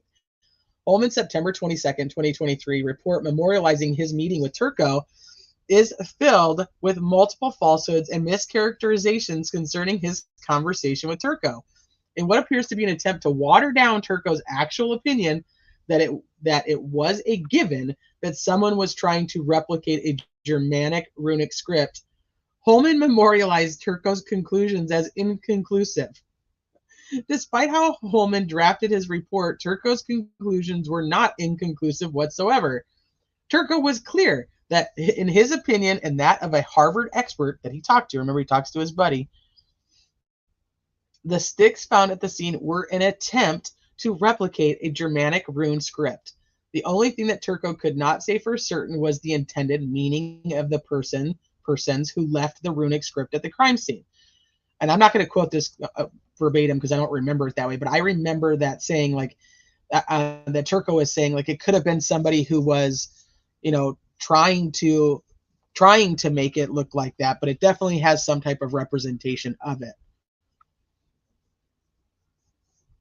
Okay, that's true, Tammy. That is true. It's ultimately his responsibility. So I get it. That's true.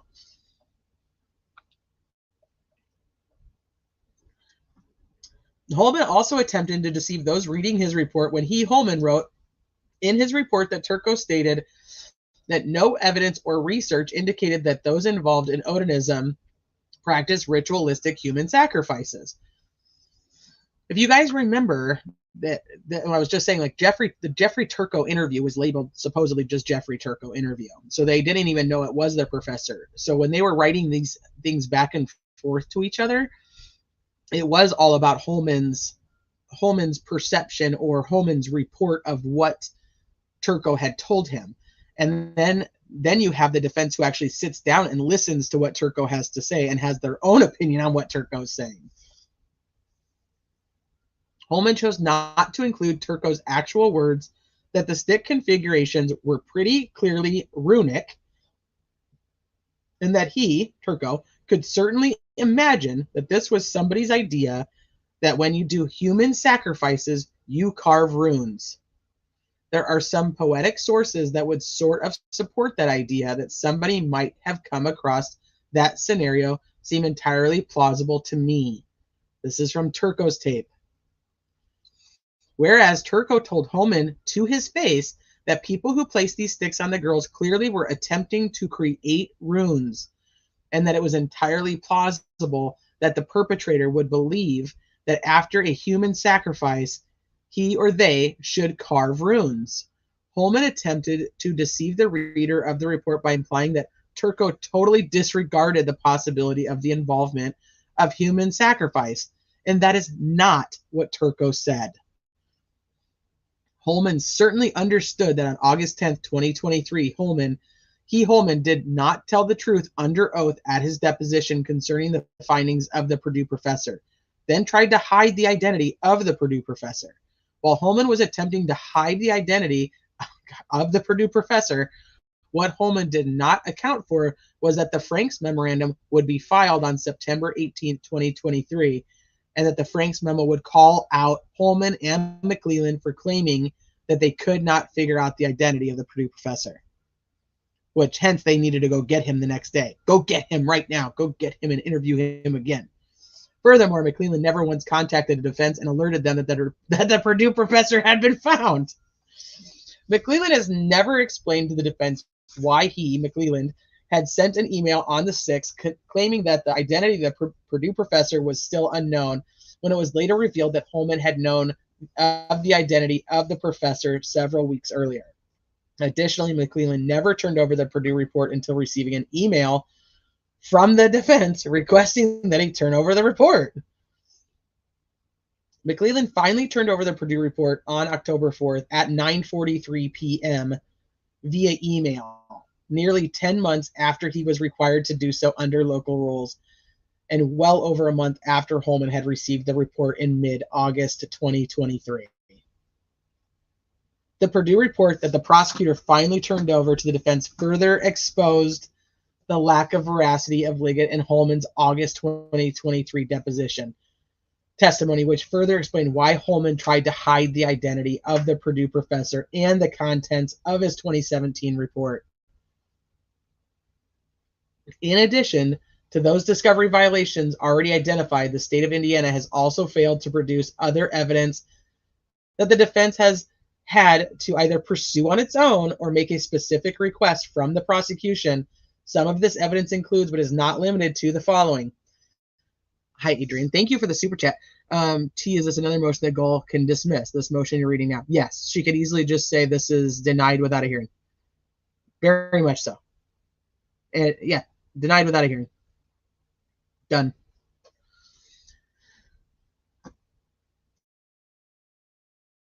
Okay, so the faked crime scene image found on Brad Holder's Facebook page, the defense had to travel to Georgia to retrieve a copy of that image. To this day, the state of Indiana has not turned. Why did they have to travel there to get it, though? That's kind of interesting. Why couldn't they just send it? Has not turned over a copy of said faked crime scene image, while having to admit in deposition testimony that it is real and was found on Brad Holder's Facebook page within weeks of the murders.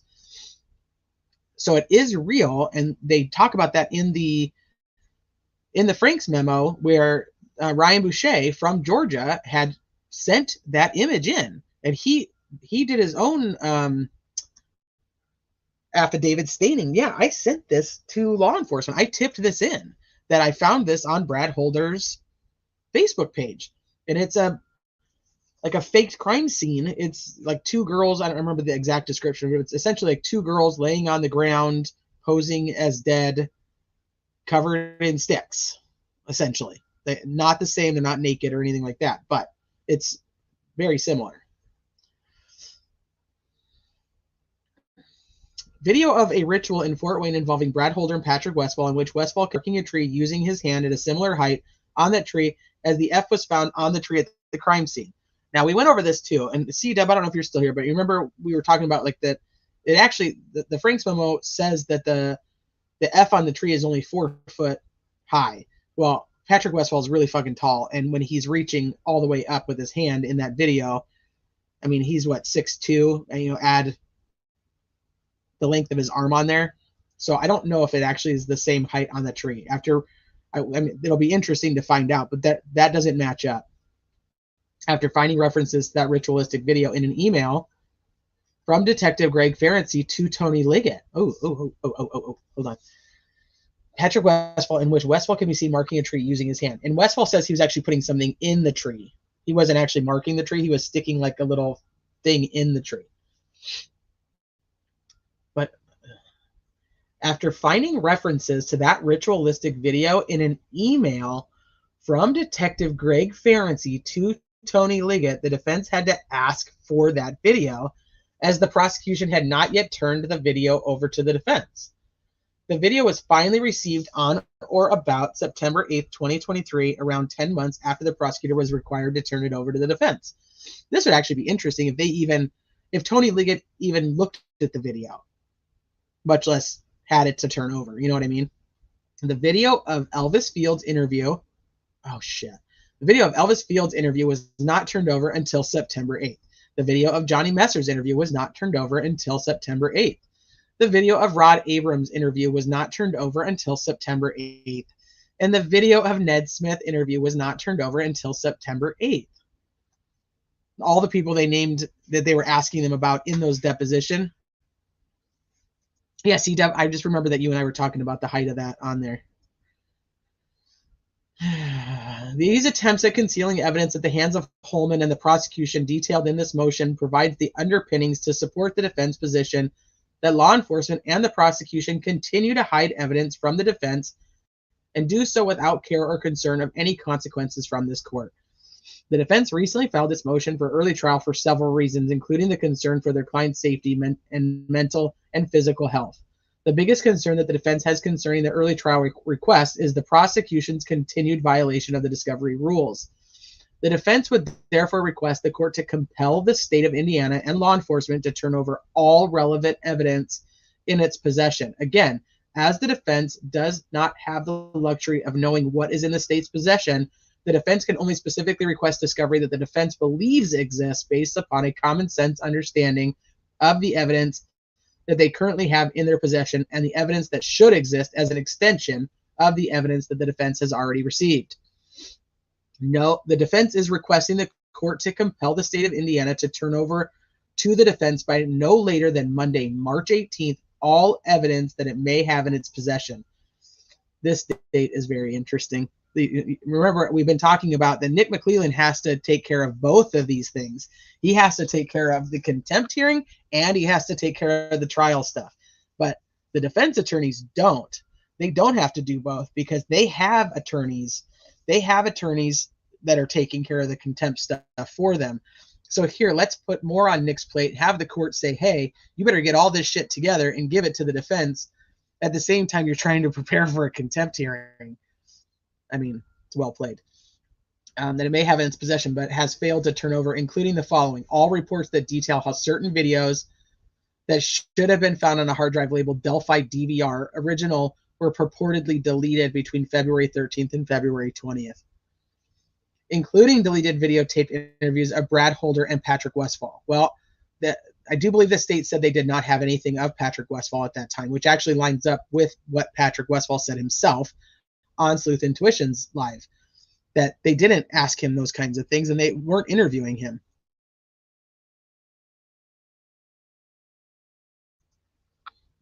So the Brad Holder one is definitely one, but we know if there's a whole week of interviews deleted from the Delphi Police Department, then that's a lot. There's a lot of things that they don't know about.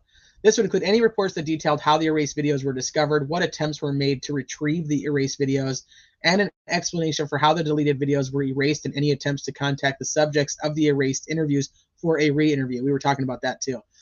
All reports that detail how certain audio is missing in certain videos found in a hard drive labeled Delphi DVR Original, in which the video is present but the audio is not. Whoa, hold on.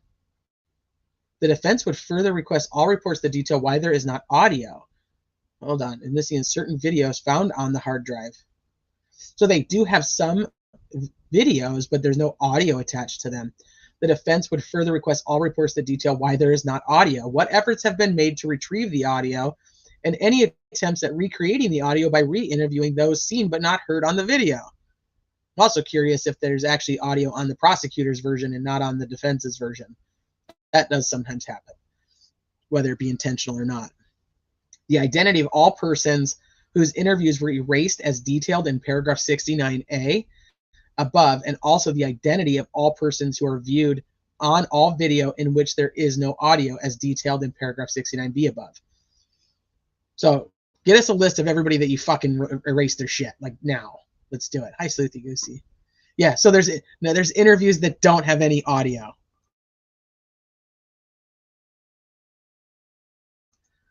I don't think they would erase the audio. What I'm thinking sometimes does happen, and I've seen it actually in a few different trials, is the version that's downloaded and sent over doesn't have the audio. Like if they do video only or audio only, sometimes it gets screwed. I've just seen that in other trials where it happens. Whether it's intentional or not, I don't know. So I'm wondering if this can easily be fixed by just resending those interviews on a different format.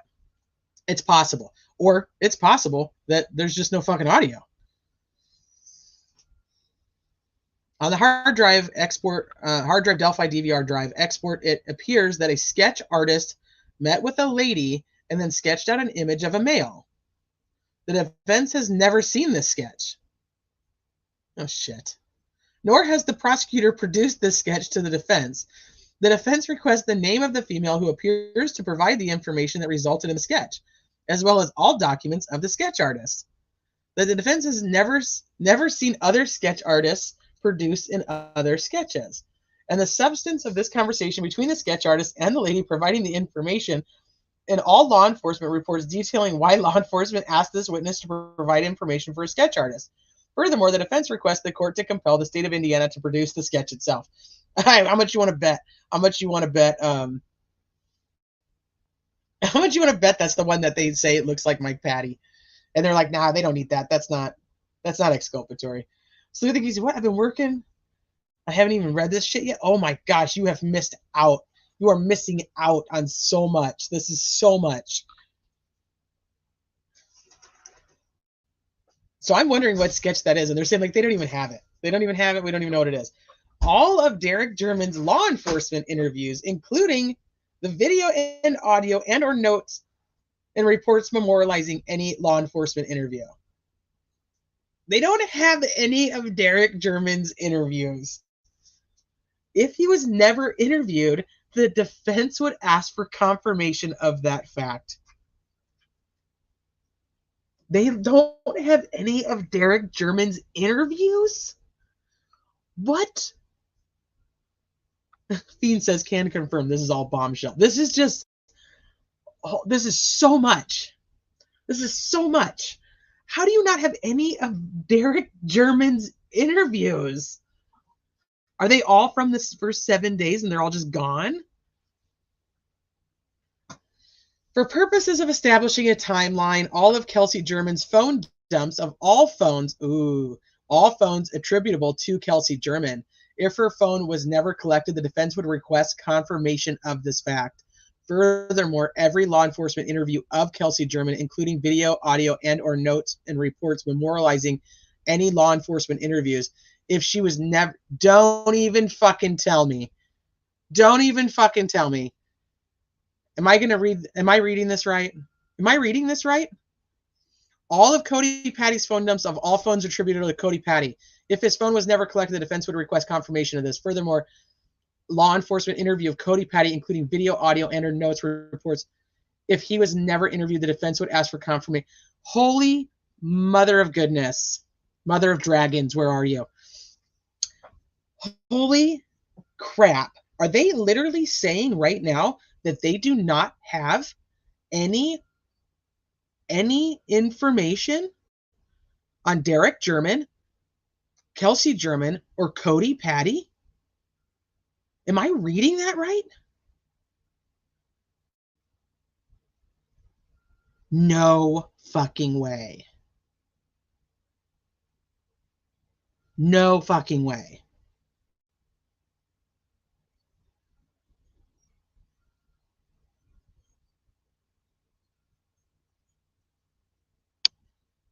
No fucking way. I don't even know what to say right now. That cannot be true, right? That cannot be true.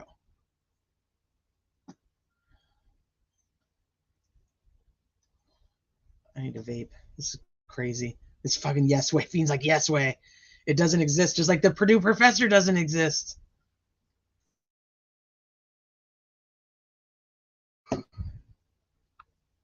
Holy mother of goodness. So are they going to say that all of this was deleted? All of this was deleted along with the rest of it? There's no way these people weren't interviewed. There's no way these people weren't interviewed. Holy shit. And then I don't know. I haven't seen I Have Apophis in here, but man, I am just saying, like, for Cop Facts and I Have Apophis, this is really just confirming, it's really validating them. I'm going to tell you that right now. There are two images. We're going to talk about this again. There are two images that exist, but which the state of Indiana has not turned over to the defense. Those images can be found on the internet, which at least one of those images seemingly adopted by law enforcement as being legitimate, as it has been utilized by law enforcement in various media appearances. Ugh. Has it, though? Including a 2019 press conference. Did they actually have that picture up there? Did they really? I'm going to have to go look at that. Because, like I said, I have never seen law enforcement ever talk or validate these images, ever. I've never heard it. And that doesn't mean it doesn't exist. It means I've never heard it. And if anybody has heard it or seen it, then holy shit, Nick. They used it at the 2019 press conference? See, I don't remember that. We are talking about the photo of Abby Williams walking on the bridge, purportedly taken at 2:07 p.m. on 2/13/2017, attributable to being sent via Snapchat from Liberty German's phone. Also an image of the Monon High Bridge purportedly taken at 2:05 p.m., also attributable to being sent via Snapchat from Liberty German's phone. Related to those items, the defense would ask the court to compel the state of Indiana for the following that so far has not been produced: interviews or reports of Kyle Smith or anyone else that received either or both of the images taken on the bridge, purportedly at 2:05 and at 2:07 from Libby Snapchat. All reports, analysis, and documentation detailing any information about these images purportedly taken at 2:05 and 2:07 and sent out via Snapchat. All reports, documentation, and analysis from Snapchat or any law enforcement agency dealing with the data confirming when those images were taken, where they were taken, and how they were distributed, including all the reports related to the data and the metadata. Yes, lead with love. Erica's the one who has the twin. Let me see if I can grab it real quick, because there's the two that came out on social media. Well, there's technically three, but one's the same photo. Let me see if I can grab them really quick. Oh my gosh, this is just, I'm just so, what the fudge is happening right now?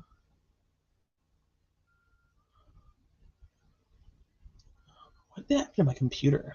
I need to restart my computer because it's like needing updates and it doesn't want to work correctly. And now, of course, I'm probably not going to be able to even open that fucking Google Drive.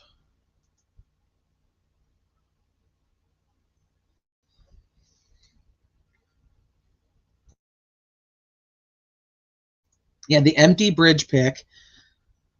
Hi, Nancy. The empty bridge pic and the picture of Abby. And this is, how do they not have any information surrounding that? But that's not even as surprising to me as these. Derek German, Kelsey German, and Cody Patty. They don't have any of their fucking interviews. They got nothing. They got nothing from them. No wonder Baldwin and Rosie are losing their minds and believe RA is innocent. Look at the nonsense. I know. I kind of like it when you're salty. This is absolute craziness.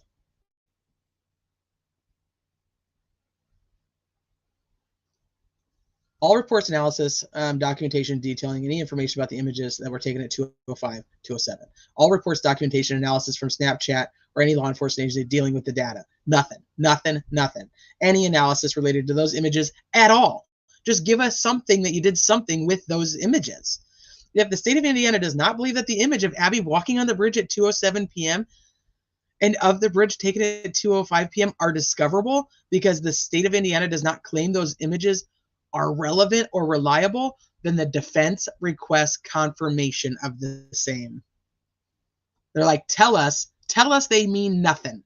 Tell us that the photos that have been floating around mean zero, squat, diddly, nothing, nada. Tell us. All reports and documents, including phone dumps from any phone or electronic device that was believed to possibly be a phone or electronic device of either victim used near the Monon High Bridge. Hold on. Including any phone dumps from any phone or electronic device that was believed to possibly be a phone or electronic device of either victim used near the Monon High Bridge or in an area that was geofenced near the Monon High Bridge and was identified as a victim phone that is different than the phone found at the crime scene.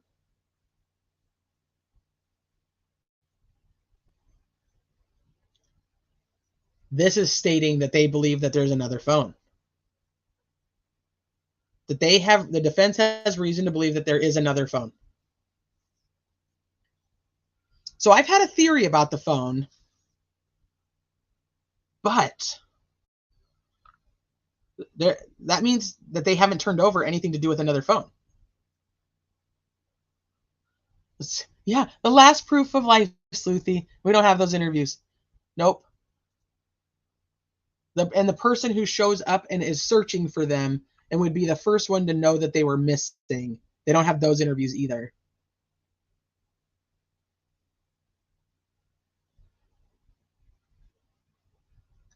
Weed has left the building. Weed is gone. Like I said, you can see the outline of what looks like a phone in Abby's pocket. I think so too, Richard. But the only thing was it a phone? Was it an iPod? Like, was it something else? I don't know. But I have had the thought that the reason that the Abby's phone situation has become such a big thing, like where they deny having it, and this is just theory, so you guys take it for what you want. This is just my thought. Is it missing, and did the perpetrator take it, and were they not going to want the world to know that they knew the phone was missing, so they just kept saying she didn't have one? Hybrid, yeah, she was definitely interviewed. Well, I mean, according to what we know, she went to the police station the night of the 13th. Sleuthy goes, if we find out those Snapchat pics aren't real, I don't have to fucking trust a goddamn thing anymore. Like, what in the world? They're not real? I know that there's people who say they're not real, but I just can't imagine I just can't imagine the amount of time and effort would have to go into falsifying all of that to put it out. For what reason? I guess my mind just can't go that far, which is probably why I have Apophis videos. I have to watch them like 6 times each to even like understand them, because I can't wrap my mind around it. He was trying to piece together another interview. He's like, shit, we can't figure out what she said. We don't have that anymore. And let me see if I can re-interview her without telling her that I'm re-interviewing her. Luna, I know that people think that my mind does not want to, I cannot wrap my mind around it. I know that that's like been talked about a ton. I don't know, for whatever reason, I guess I'm like, that just seems like so far out there, right? Like, that's just crazy. Not that I don't still listen to it, because I do.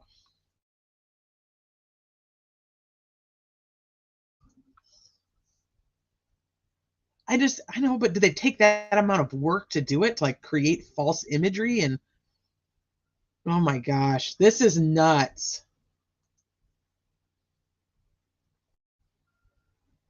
God, I'm so thankful that this trial is coming. I'm so thankful. Because I feel like it's working my nerves with the social media fights, number one. And number two, I'm so, I cannot believe this to be true. This cannot be true, right? They can't just not have any interviews of any of these people.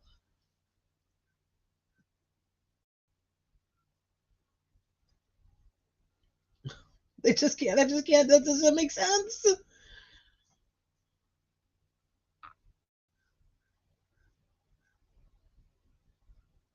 Yeah, it's giving me anxiety. So I'm like, I just want it over.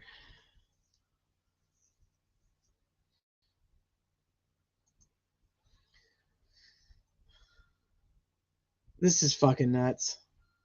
Jennifer, thank you. This is great. I don't even, I fucking can't even wrap my mind around it. The identity of the person, presumably law enforcement. Okay, so hold on, let me go back up. This is about the photos, and we don't even know if they're real. All emails between Professor Turco and any law enforcement officer ever, essentially. All reports, documentation, notes, or analysis of the geofencing data. The identity of the person or persons, presumably law enforcement, that labeled the geofencing data, including labeling a second phone as a geofence victim. Somebody break this down for me. What's a geofence victim?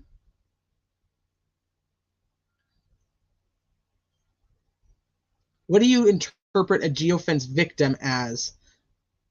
Because the next line is the identity of geofence victim from a phone that does not belong to Liberty German.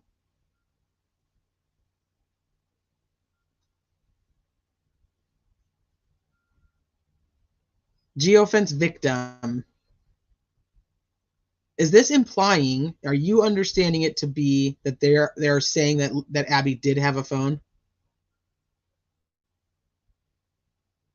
I don't know how else to read this.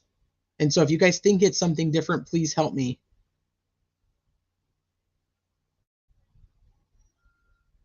The identity of a geofence victim from a phone that does not belong to Liberty German.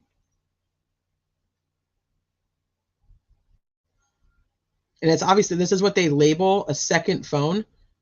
The identity of the person or persons, presumably law enforcement, that labeled the geofencing data, including labeling a second phone as a geofence victim. I've always heard that Abby had a phone. I'll tell you that right now. From the time I ever even looked at this case to begin with, I was always told that Abby had a phone. Always.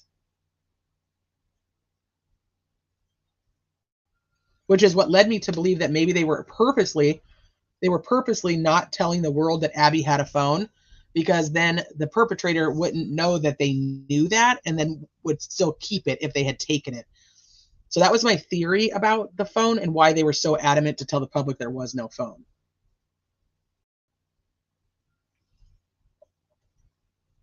ATS, I've been saying that she had a phone and people tell me no, because the family say she didn't.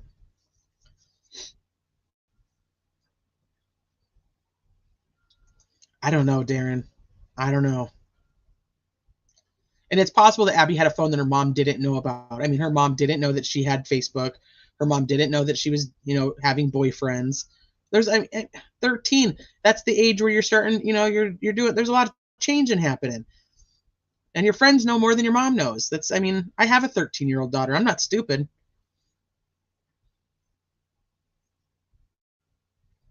This is just, to me, that only option is a phone that they are labeling as Abby's phone. but that the defense doesn't necessarily know what it means because it's just labeled on this geofencing map as geofence victim, but it's not the same phone that they're talking about with Libby. So they're trying to get confirmation of what that means, but my interpretation is that a possibility that they thought that it was Abby's phone. The identity of the person or persons, presumably law enforcement, that reduced the geofencing coordinates of multiple phones on February 13th between 12:39 p.m. and 5:49 p.m. to a map tracking the various phones on that date between those times. All interviews, reports, documents, or memorialization of interviews of anyone whose phone was found through geofencing in or around the crime scene at the time law enforcement is claiming that the murders took place the afternoon of February 13, 2017. All reports, here you go, guys.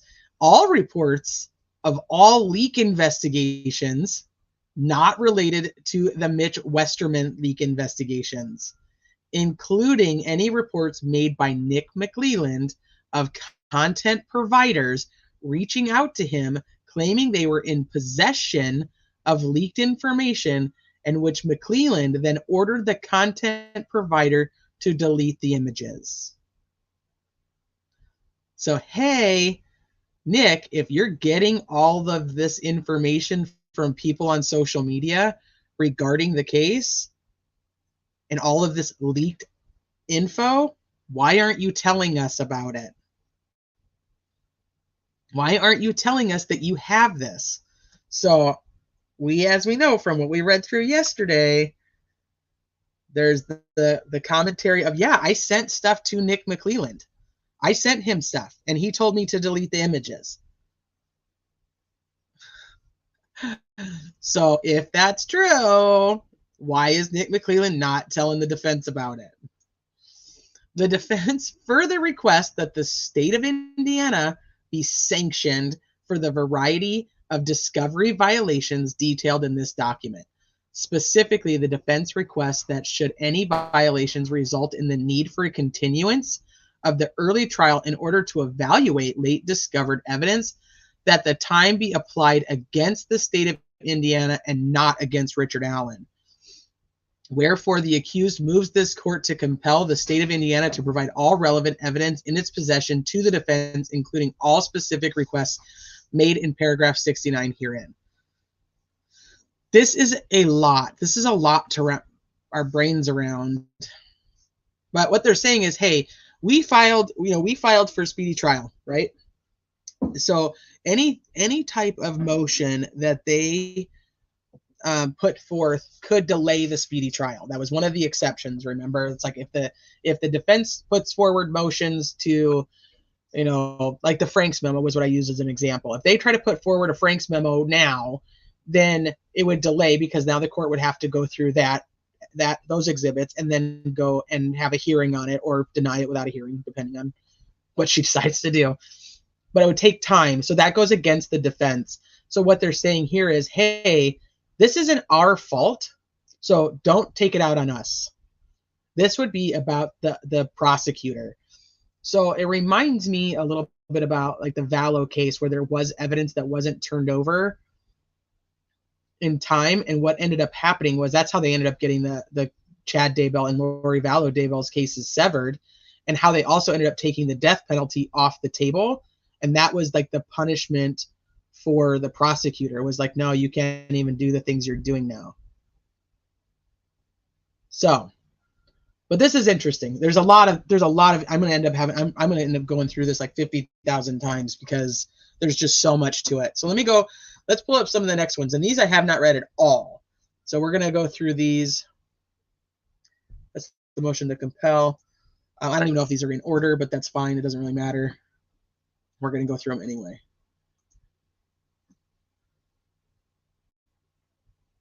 I'm going to have to lie down on the couch.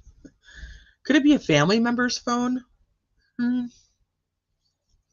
think the only person who's going to know why they labeled it that way is the person who created that map and labeled it that way. Since there's no documentation on why and how they created the map, I think that's the important part. So they got to figure out who that is. Tell us again, Fig, how Ari has taken a plea deal. See, here's the thing. I do believe that there are people on the internet who have sources of information. I just don't know, one, who the source is, so I don't know if I trust the source. And then two, I don't know if I trust the person who's delivering what the source said. That's the next level of it. And then I don't know why it's so hard for people to understand that there are sources that give people different information. And then now, because like so let's say my source tells me, the sky is blue, right? That's what my source tells me. And then Sleuthy's source says, no. Her source is like, the sky is black. And I'm like, wait a minute, but my source told me the sky was blue. And so now Sleuthy and I don't like each other because our sources told us two different things. And now we're going to fight about it because we think we're right. You see what I mean? Like, that just sounds dumb to me. Because neither one of the sides actually know that they're right yet. I mean, they may have documentation that proves it, but they can't put that out to the world. They can't tell. They're not going to tell the world, like, this is how I know this. It's just that I know it. So what makes either one right or wrong? This is why I don't care. I don't care about the people who have the sources. Just say, hey, I have no idea if this is fucking true. This is what somebody told me. Like, holy crap, if that is true, this is what that could mean. And if it isn't true, this is also what that could mean.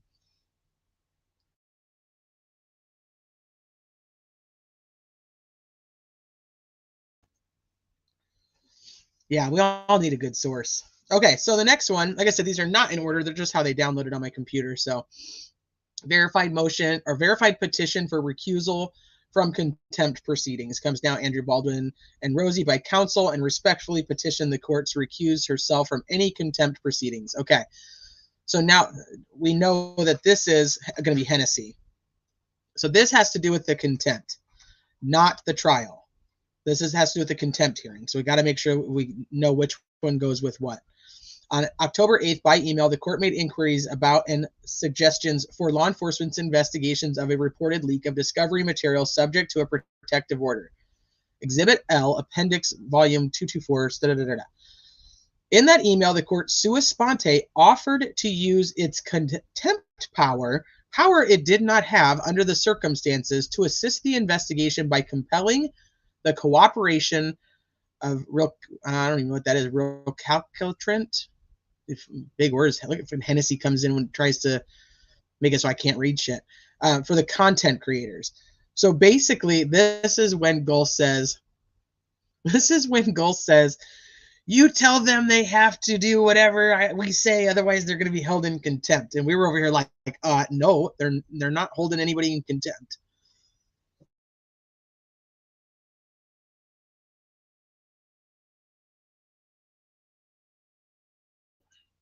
Is that what it means as reluctant?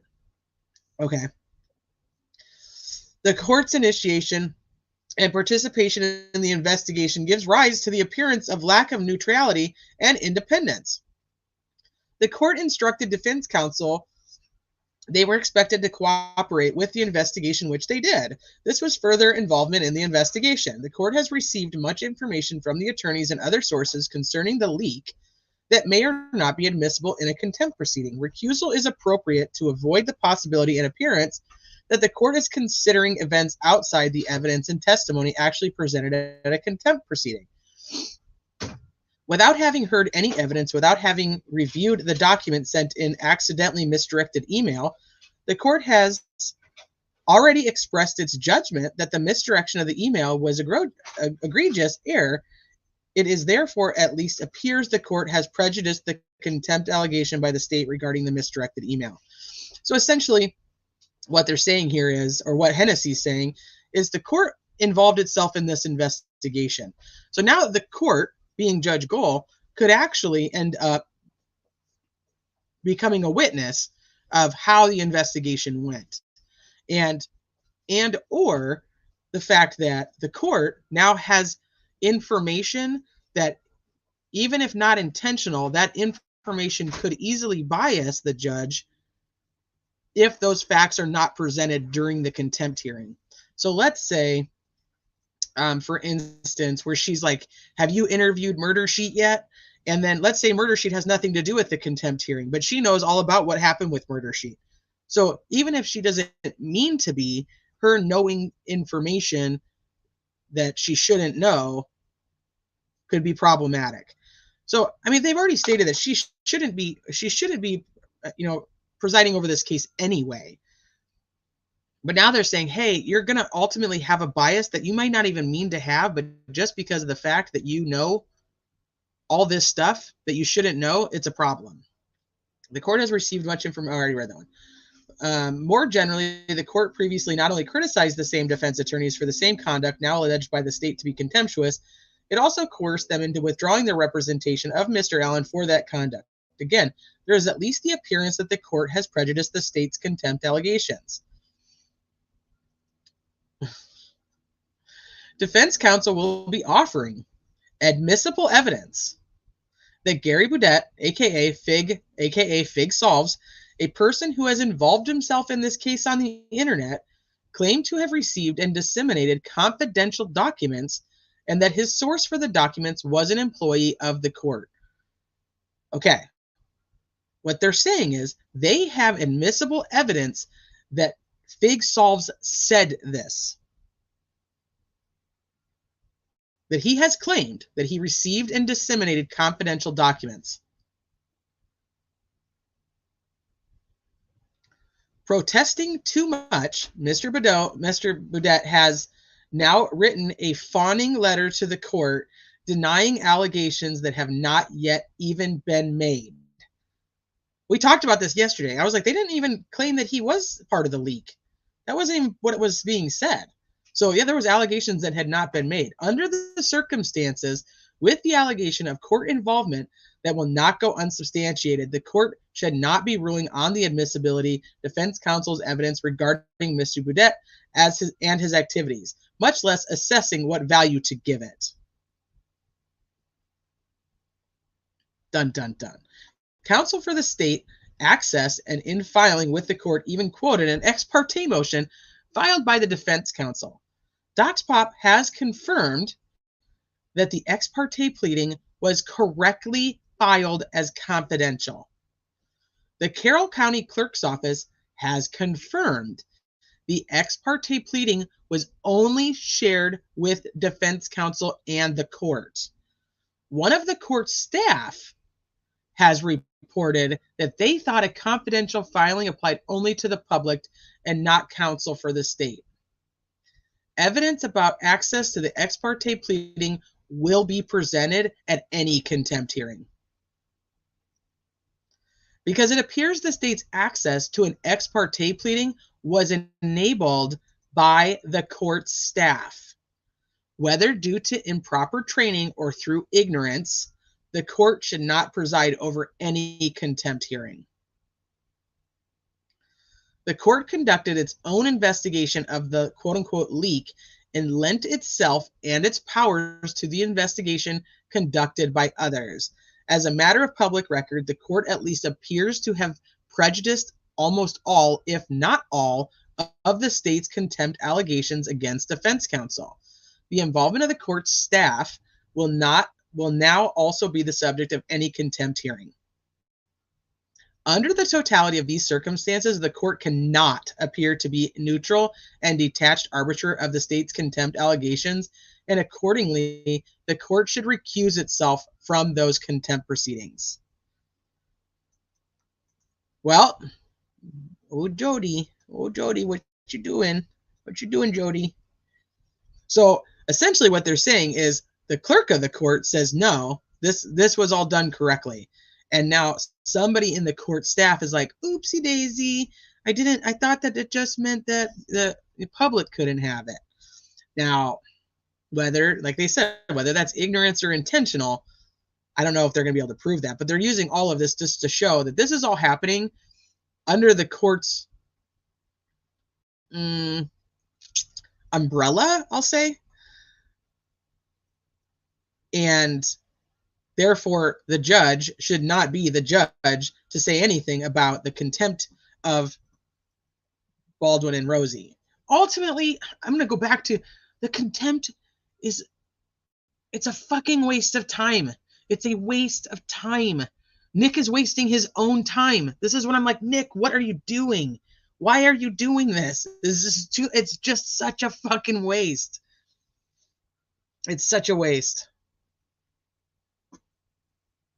Well, if writing into the court isn't going to help, I'm going to tell you that right now. It just did not make any sense. It was not the right time for it.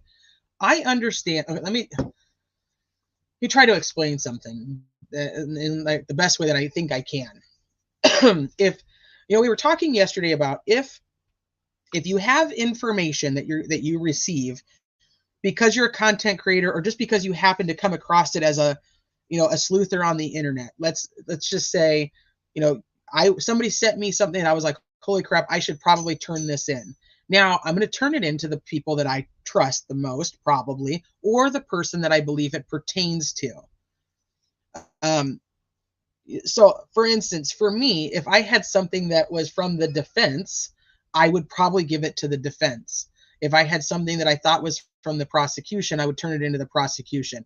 If I had something that I felt was, just a regular old tip, I'd probably turn it into the tip line. That's just me.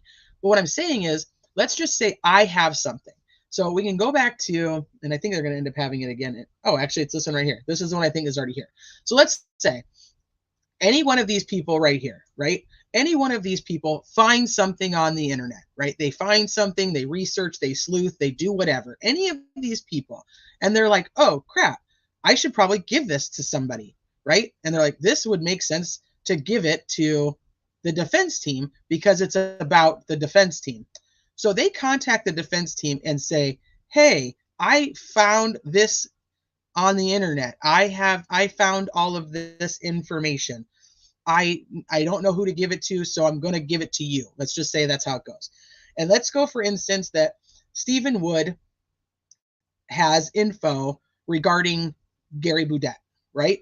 And he's like, this is probably important, and I should hand it over. So he contacts the defense team and says, hey, here's my information, what I have, and I'm going to give it to you guys. What ultimately happens, just like with any other evidence, is now the defense team goes, okay, the evidence you provided, I want to use, which now becomes an exhibit, correct? Now, to get that exhibit to go into the trial or a contempt hearing, I have to have the person validate where the information came from. They have to take the stand and say, hey, I got this information. This is how I got it. This is why I have it. And this is why I turned it over, kind of thing. So they have to be able to substantiate it. These people aren't witnesses because they're like, ha, ha, ha, ha, ha, I'm going to go after Fig Solves, kind of thing. Like, that's not where it comes from. It's that they have something that's relative to the investigation, then they turn it in to the person. Now, I would say the same thing. If anybody on the, is sending something to the prosecutor, like Fig says that he did do, he says, Fig says, I did have stuff and I gave it to the prosecutor. Now, if the prosecutor chooses to use that information and use that evidence, quote unquote, exhibits, then Fig is called to the stand to validate where that evidence came from for Nick McClelland. Does this make sense? So now if Nick McClelland has put out a list of exhibits and people that he is going to be calling as witnesses, and he chooses to use something that Fig brings in or has sent him, then that's how Fig ends up as a witness or something like that. Does that make sense? But that's not what happened. These people turned in information and they're the witnesses and these are the exhibits. So in turn, anybody who gets even slightly mentioned here, and some that don't even get mentioned, but we know it actually has to do with them, those people decided and took it upon themselves to write in to the judge to say, hey, the people that are saying stuff about me, I don't like them, so I'm going to send you all this stuff about them. But that's not how it goes. What would happen is sending that to the judge is going to do nothing except for continuously bias the judge in the contempt hearing, making it so she shouldn't be ruling over it. Do you understand what I'm saying?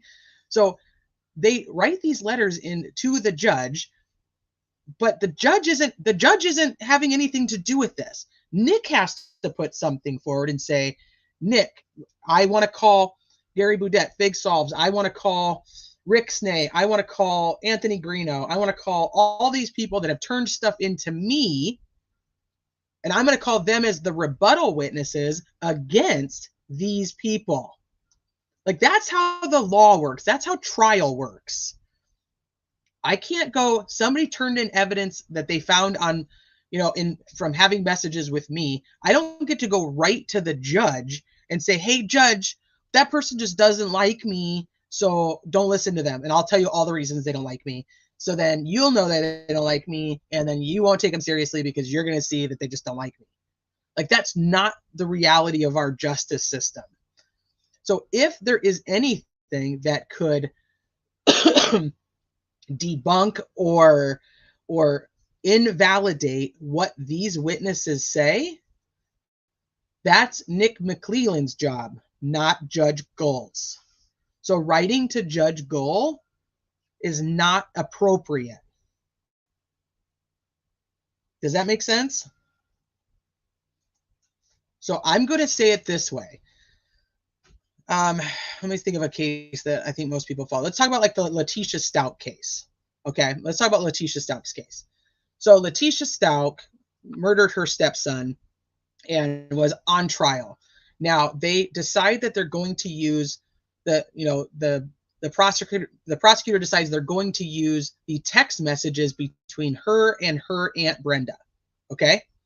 So they're like, okay, we're going to use these text messages, but we need to be able to validate how we got them. So how they're validating they got those is because, the person who comes in and says that we extracted the phone and we got the data, right? Now, Aunt Brenda, because she's mentioned in the messages, doesn't get to write to Judge Werner and say, but wait a minute, this prosecutor just doesn't like me, so they're trying to use my messages in court. Like, could you imagine that? Like, that's just not how it goes. So if there is a rebuttal with any of these, then Nick has to put it in his exhibits using his evidence and bring it to court and then use it to either impeach these people, which is basically prove that they're lying, or use it to rebut what they're saying and to show it. The judge doesn't have anything to do with it. So my opinion, and you can take it or leave it, stop writing the fucking judge. That's it. That's my bottom line of that. Does that make sense, though? Do you guys understand what I'm saying? Like, that's not how we gather. That's not how we go about gathering evidence, or how the judge is going to be like, ooh, these. This is why the judge doesn't like the content creators. Like, let's be real. Hi, Deeds.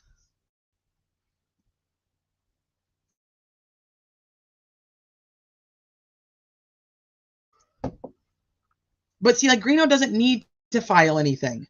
If you have information about the investigation, send it to either the defense team, send it to the prosecutor, send it to law enforcement.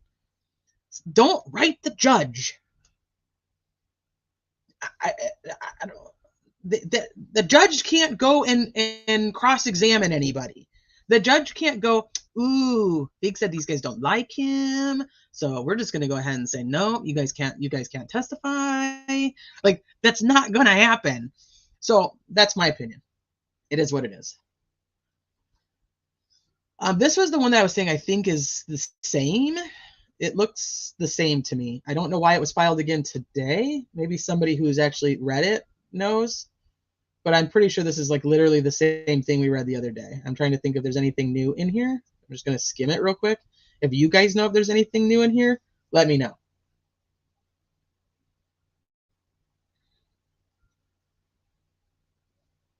Nope, the typo's even still there.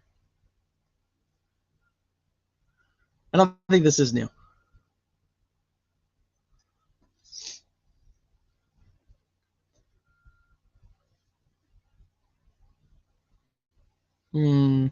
She did fiend, but it was a different type of hearing. And I liked that judge. She was actually kind of funny. She stood up a lot.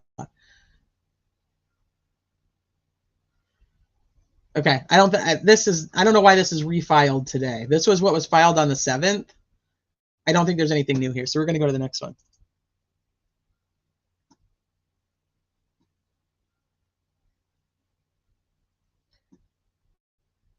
Okay, this one is a motion for specific findings of fact and conclusions thereon. Defense counsel Andrew Baldwin and Brad Rosie, by their counsel, so this has to do with the contempt hearing again, respectfully request that this court issue findings of fact and conclusions thereon with respect to the contempt proceedings scheduled for hearing on March 18th. In support of this motion, defense counsel states the following. Indiana Trial Rule 52A provides that upon the written request of any party filed with the court prior to the admission of evidence, in any case where issues are tried without a jury, the court shall find the facts, specially and state its conclusions thereon. Okay, wherefore defense counsel by counsel respectfully requests that this court issue findings of fact and conclusions thereon regarding the contempt proceedings scheduled for hearing on March 18th. What this seems to be is they're just saying just rule on it, get it over with. Just like stop wasting our time.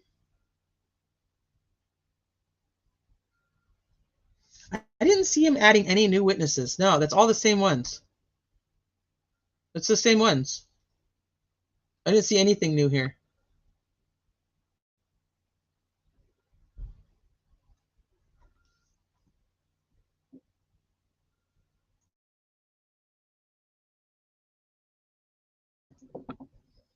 And just to make it very clear, I'm only using Fig because obviously he's the one in the documents. That could be anybody. That's what I mean. He's obviously the one that wrote, but I'm talking about the other way around because, like I've said for the last, now this will be the 3rd live in a row. It's not about Fig. It's not about those people.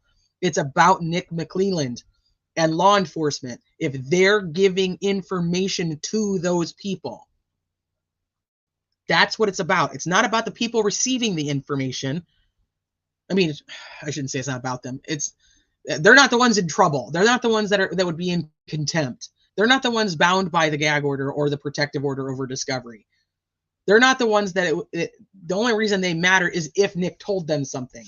So you can replace that name with anything. It's still going to be about Nick. It's not. It's about Nick and law enforcement. That's what it's about. So just, I don't know. Yeah, that's the same. I don't know. So let me see this again. Motion for specific findings of fact and conclusions.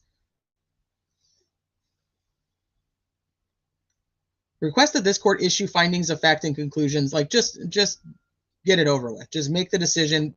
Probably cancel it and move on, or just make the ruling and like let's stop with all the games.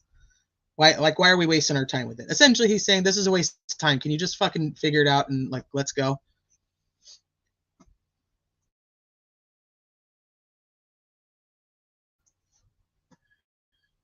Okay, ready? 4 pits. That's what he said. Okay. This one is motion to stay all ancillary proceedings to get this case to trial. Okay.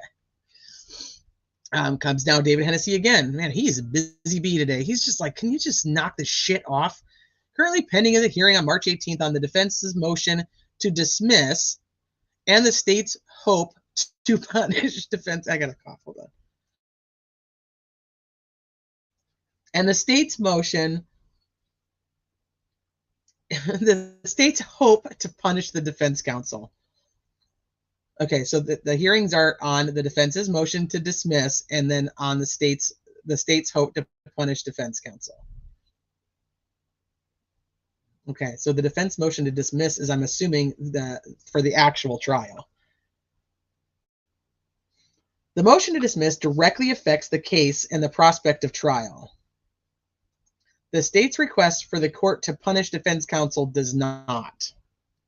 The state's request to punish defense counsel includes alleged facts and omissions over a year old. The state did nothing about its complaints until the day after the Indiana Supreme Court reinstated defense counsel. Because remember, they're talking about things like the press release from December 1st of 2022. The mistyped email sent to Brandon Woodhouse, which seems to have happened in December of 2022. So like, why are we wasting our time on all of this when we're ready to go to trial? Like let's go to trial. The contempt hearing has already required many hours of preparation and will require many more, and the hearing will last at least 1 day and probably 2. This is just a distraction for everyone from preparation for a trial now 61 days away. Shit, 61 days away. That's crazy. It is also a disservice to the families involved. I could not agree more with that statement. Since the prosecution delayed as long as it did before seeking contempt sanctions, clearly time is not of the essence. There is no reason not to prioritize trial over the ancillary questions of contempt. Any such issues could be litigated and resolved after trial, no matter the outcome of the trial. In short, the court and the attorneys need to get back to the critical issues and stop the diversionary filings. Oh gosh, Hennessy, I could not agree more. He's just like, cut the shit, people. Cut the shit. Let's get to trial. Let them do their damn job. Okay, objection to change of venue. Oh, they're trying to move the trial to Allen County. Okay, so this is now back to the trial? No. Wait, Hennessy's doing this one. So hold on, let me make sure I know which one I'm reading.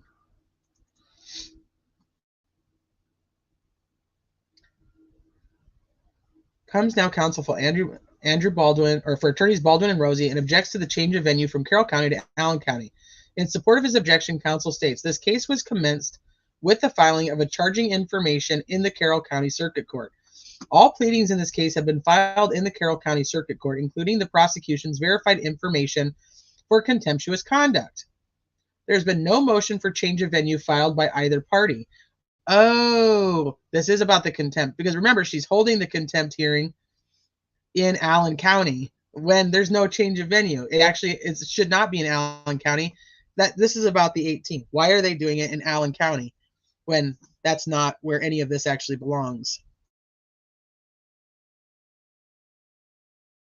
Problem here is that they filed this. It goes back to why it should have been filed under a completely different case.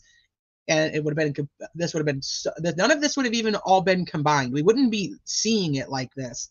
Such a clusterfuck. But because it's filed under Richard Allen's, that still makes it so that Judge Gohl can just do what she wants. Apparently, she's holding it wherever she wants to, but nobody's asked for a change of venue. So it should technically be held in Carroll County. I see exactly what that is then. That makes sense. There's been no motion for a change of venue filed by either party. There is no basis provided by statute or case law for a change of venue upon the appointment of a special judge. The Honorable Frances S. Gohl was appointed a special judge in the Carroll County Circuit Court for this cause. Her authority in this case is only pursuant to that appointment. There are no charges pending against Mr. Allen in Allen County. The appointment of a special judge does not transfer a case to the judge's home county. Transfer is only allowed pursuant to Rule 79. Additionally, Rule 79 states, in pertinent part, all hearings involving in-person testimony by witnesses shall be conducted in the court where the case is pending, unless the parties and the judge agree otherwise on the record, or the hearing is not before a jury and the special judge determines that the exceptional circumstances exist such that the matter can only be heard in a timely fashion in his or her own county. The defense has not agreed, and there are no exceptional circumstances. Upon the appointment of a special judge, the elected clerk and court staff of the originating county remain. Conducting proceedings in Allen County imposes a hardship on attorneys and witnesses. Therefore, if you're going to do this stupid hearing, do it where it belongs and stop trying to sneak it into Allen County. Stop trying to get everything from Allen County. You got a special judge from Allen County. You got the jury coming from Allen County. You held the last hearing where you tried to remove them in Allen County. Goodness gracious. Okay. Are we on the last one? 1, 2, 3, 4, 5, 6, 7. Oh, I have one extra one open. Okay. Yeah, this is the last one, you guys. So, verified petition for recusal of the prosecutor from the contempt proceedings. He's covering every freaking base possible here. He's got it where, judge, just wrap it up, make your findings, let's go. He's got the other one that literally says, this can wait. Why are we even worried about this right now? Let's get on with the trial. We're 61 days out. So he's got that one. He's got the one saying, Judge Gull, you don't go here. Let's just be honest. Like, you don't go here, you shouldn't be here. And then he's got the one saying, and if you do think you go here, we don't go here in Allen County, we go here in Carroll County. So nice try, and go back to Carroll County. And now he's got it where he's like, hey, also, Nick, you don't go here either. He's literally just like, go away, let it go, make a finding, no matter which one of these you choose to do, just do one of them and get this shit over with. Come now, attorneys Baldwin and Rosie by counsel, and respectfully petition the court to recuse Prosecutor McClellan from any contempt proceedings. In support of this petition, counsel states, on January 29, 2024, the elected prosecutor of Carroll County filed a verified information of contemptuous conduct. All of the alleged acts or omission in that pleading are more than a year old. The pleading was filed the day after attorneys Baldwin and Rosie were reinstated as appointed counsel for the accused. Mr. McClellan made no effort to seek punishment for defense counsel in the intervening 1 year. Whether defense counsel were disqualified or not, if Mr. McClellan truly felt they should be punished for acts and omissions, he would have filed his pleading sooner. The facts and circumstances of the filing, the delay, the timing, and the allegations all indicate a personal, vindictive attack on defense counsel or an ulterior purpose. That filing also does not comport with the rules, statutes, and case law regarding contempt proceedings. We talked about this. It doesn't. If they're going with criminal contempt, criminal indirect contempt, then they need a new judge and a new case number and all the new things. And he didn't do it. So technically, right now, the way that this is looking, if you look at like the court docket, it looks like they're holding Richard Allen in contempt because it's under Richard Allen. Richard Allen is the defendant. That filing also doesn't conform with the rules, statutes, and case law. The allegations are frivolous and unfounded. Okay, so remember when I said I trust anything that Rosie says? I should have made that very clear that has to do with simply the trial itself. But Hennessy and Osbrook, dude, like, those two are so fucking intelligent that I'm just like, I don't even know. The allegations are frivolous and unfounded. Mr. McClellan accessed, read, and quoted a defense pleading that was filed ex parte. But don't get me wrong, you guys, it's okay because he withdrew it. He was like, oopsie, I didn't mean to do that. Didn't know I wasn't supposed to see it. Didn't pay attention. Sorry. Mr. McClellan's theory on one of his accusations is that the defense counsel should have voluntarily communicated with him and the court an accidentally misdirected email. Yet he did not voluntarily report that he had accessed an ex parte pleading. Not just one, but he states that he accessed 3 of them. Despite Mr. McClellan's protestations of an innocent mistake in a later filing, an innocent mistake, no other attorney of record could access that pleading. We talked about this. Remember, it wasn't actually in court documents, but we were saying other attorneys were stating they could not access it. It was not accessible to all attorneys. Because remember, you have like a public document, and then you have the document that's attorney only, and then you have the one that's for the court, being the judge only. So no other attorney on the case, which technically we'd have to go through and look and see who's actually withdrawn. But because this is now filed under Richard Allen's case, I don't think Kara's actually withdrawn yet. Has she withdrawn? So Kara should have been able to access it. And obviously we have Hennessy and Osbrook that should have been able to access it because they are attorneys on the case. So if Nick could, they could, right? But what's being said here is no. She has withdrawn. Okay, so not Kara. But any attorney that's still on the case should be able to access it. And even though Hennessy is on the case simply because of Baldwin and Rosie, it's still under Richard Allen's case. Does that make sense? He hasn't? Sleuthy goosey, no way. didn't know that. So he could still access all of the things. That's interesting. How do they just let that sit there like that? Despite Mr. McClelland's, okay, we already went through this. No attorney of record could access that pleading. The CCS clearly stated ex parte, which Mr. McClelland would have seen before opening the document. Mr. McClelland is a lawyer with nearly 15 years experience and knew or should have known that ex parte means not to be accessed by or shared with opposing counsel. Well, it literally means like one party. So there's no way he didn't know that. And like I said, McClelland was a public defender before he became the prosecutor. So he knows the other side of this too. It's not like he's not new. And when I say I don't think he's qualified for a double murder trial, that's very different. I don't think he's new. I think he understands. I don't think he's an idiot. So it makes it harder to go, oopsie, you know. And now here we have, oopsie, I accessed something I wasn't supposed to access. But if Baldwin creates the oopsie where he accidentally emails Brandon Woodhouse something that isn't even discovery, it's a thumb drive and it's an index, why isn't that oopsie okay? Like, because they're human. People make mistakes. I get it.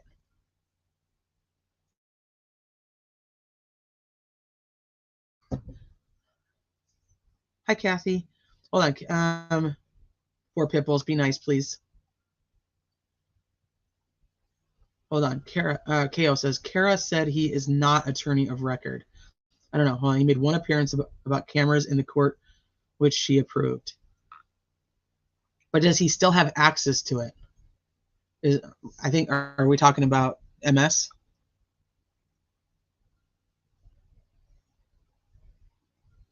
Sweet dude. Can I just repeat the last 3 hours? Oh my gosh, we have been on that long. Okay, 15 years of experience, ex parte. Mr. McClelland, having opened the pleading, would have seen the title which specified ex parte, but he read it anyway because he quoted a portion deep in the document. The concept of innocent mistakes by attorneys will be a part of the evidence at any contempt hearing. Yeah, that it happens. I understand that mistakes happen. People are people. Mr. McClelland had communications with a person that had confidential information which they publicly disseminated and claimed who their sources were. But Mr. McClelland did not report that information or direct anyone to investigate it. Those exchanges will be evidence at any contempt hearing. We know exactly what this is. Mr. McClelland had communications with a person that had confidential information, and that person publicly disseminated it and claimed who their sources were. Those exchanges are going to be evidence at any contempt hearing. Prior to filing his request for contempt, Mr. McClelland had not received or reviewed all of the results and interviews related to his accusations. Prior to filing his request for contempt, McClelland had not received or reviewed all of the results and interviews related to his accusations. Oh, that will be a part of the evidence. Okay, so that he requested for contempt and he didn't even actually finish the investigation yet. Mr. McClelland was present at unrecorded conferences with the court that impact his allegations. Oh, what? Mr. McClelland was present at unrecorded conferences with the court that impact his allegations and will be part of the evidence at any contempt hearing. He will be called as a witness to corroborate the testimony of other witnesses. Wayward, yeah, they're talking about Fig. Hi, Teresa.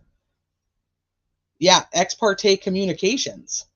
Or is this about like when they were, remember when they were having like the phone calls that when it wasn't being recorded, and they were like, that's when the defense said that they were going to be filing a speedy trial in November, but that wasn't on the record. Everybody's like, that wasn't on the record. That wasn't on the record.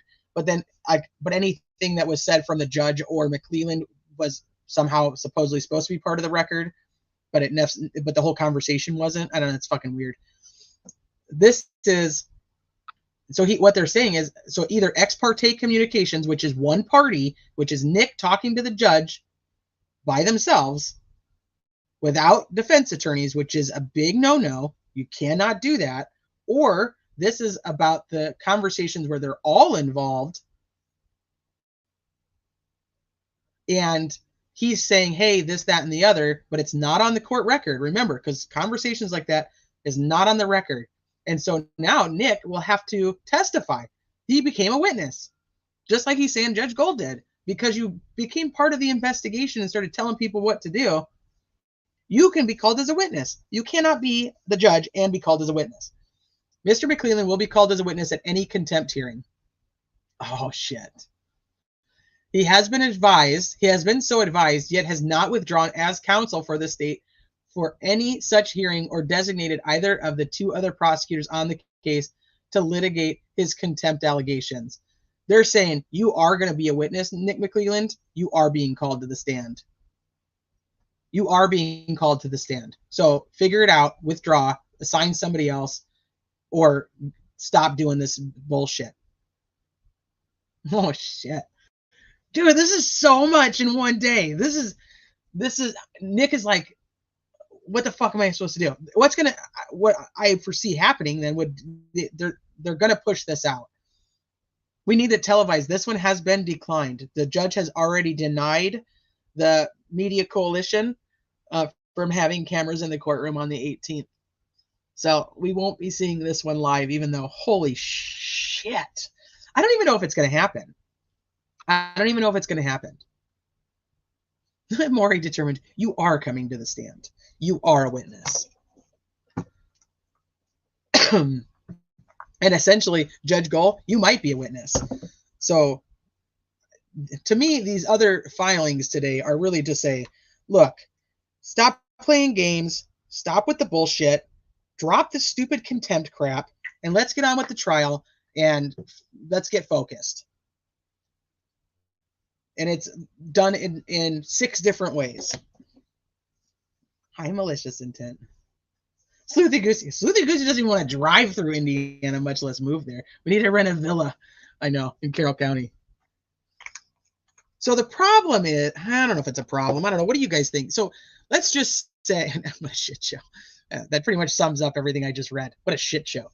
Let's just say Nick McClelland drops it, okay? He decides, okay, I'm not going to go through with it.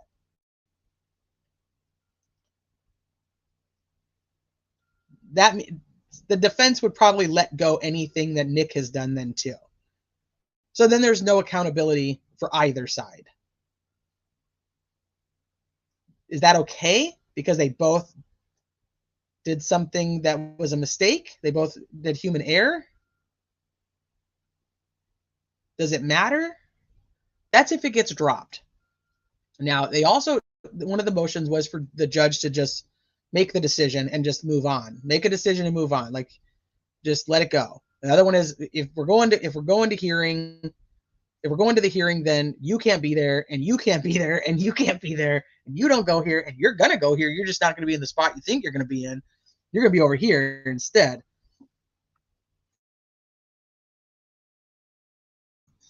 The venue. So what does it actually mean if it gets dropped? Do we care? Do we care if it gets dropped and there's no accountability on anything? Is that better?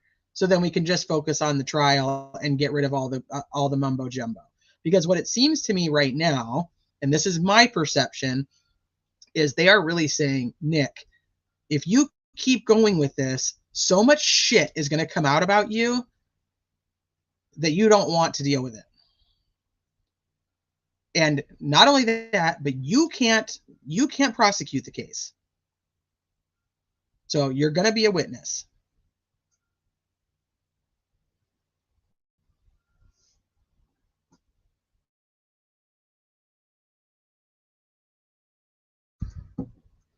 Or is it more important now that we know we don't know, I probably don't even know all, I shouldn't say all, but we know that there are so many potentials of dirty dealings on the side of the prosecutor. Do we want it to go now because of that? Or should we just let it go and just get to trial and say, hey, this is Let's just do it. He should have never put himself in the position to be a witness. No, he shouldn't have. He shouldn't have. But this is what happened. We talked about this so long ago. If you guys remember, I was like, you can't just be having all these willy-nilly phone calls. You can't do it. Nothing's on the record. So anything that's being said is either you're going to make it part of the record or you can't make any of it part of the record. You don't get to pick and choose from the conversations which ones you want. Like, ooh, well, when Nick said this, that's going to be on the record. And then but when Baldwin said this, that's not on the record. It shows a pattern. If it's dropped, are they going to reimburse BNR attorney fees they paid out to defend themselves? No, they will not. They won't get reimbursed. PCM says, as an Indiana taxpayer, it all needs to come out. Like, just let it all out. Show what happened. Double down, McClellan. Triple down, even. Sweet dude. Imagine how often this happens unnoticed. So that's kind of where I'm at then. Like, is it more important now? Is it more important now to call out all the sides and see what all the dirty laundry is? I see BG is dressed like a Greeno's dealer. You can check your coat, but never leave. I know. That's so true. I don't know. Yeah, I just don't know.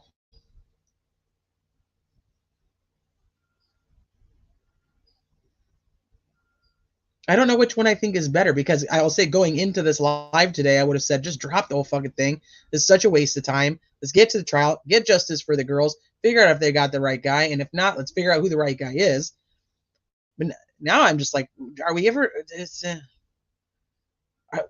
how do you fix any of this though? So should it just be dropped about the whole MW stuff and what led to a suicide? Well, that's actually a very different part of the story, but it's also a great question. If you want to remain neutral, proof.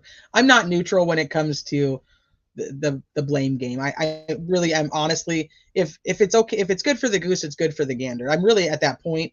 I don't see why they're, if you're talking to all these people, I don't get mad if other people are talking to the other people. Like, that's kind of where I'm at. Like, that it's going to happen, or just, I don't think any of, I don't know. Yeah, I'm not really neutral when it comes to this part. I'm more neutral when it comes to, I think, people's opinions on the actual case, because I'm so up in the air with what I think. And I just can't wait for it to go to trial. Drop it all and move on for the family. Yeah, see, Tom, I'm thinking that too.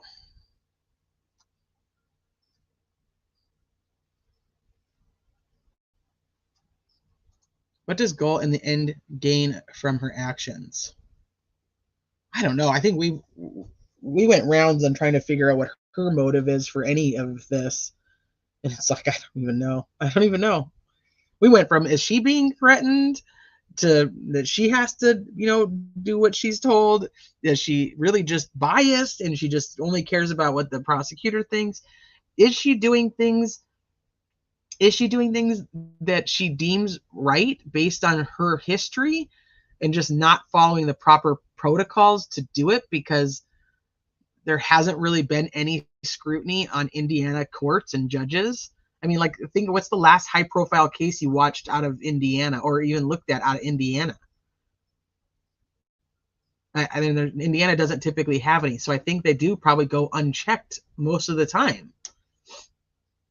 Unlike other states where, for whatever reason, we have judges that we seem to get to know because they're constantly in charge of high profile cases.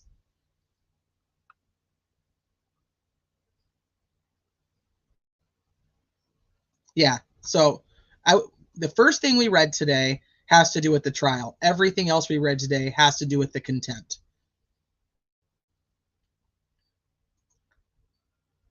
Let's get Holman on the stand about his interview with Fortson. So I believe that would end up happening in Mitch Westerman's, which is why I said that is a good question. Should we let that go?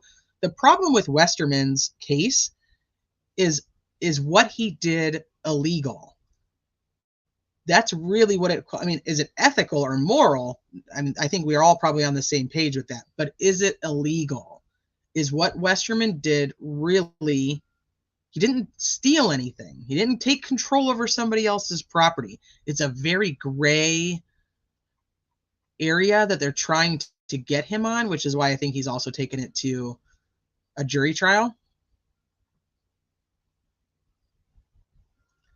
Yeah, that's probably it. And I don't even think that I don't even know if I'd consider that as high profile as this. I mean, it was high profile, but I don't know. I don't know if it would. Would the Supreme Court step in? Well, depending on what the outcome of some of these things are, they won't just step in. They're not going to be like, here we are, we're the Supreme Court.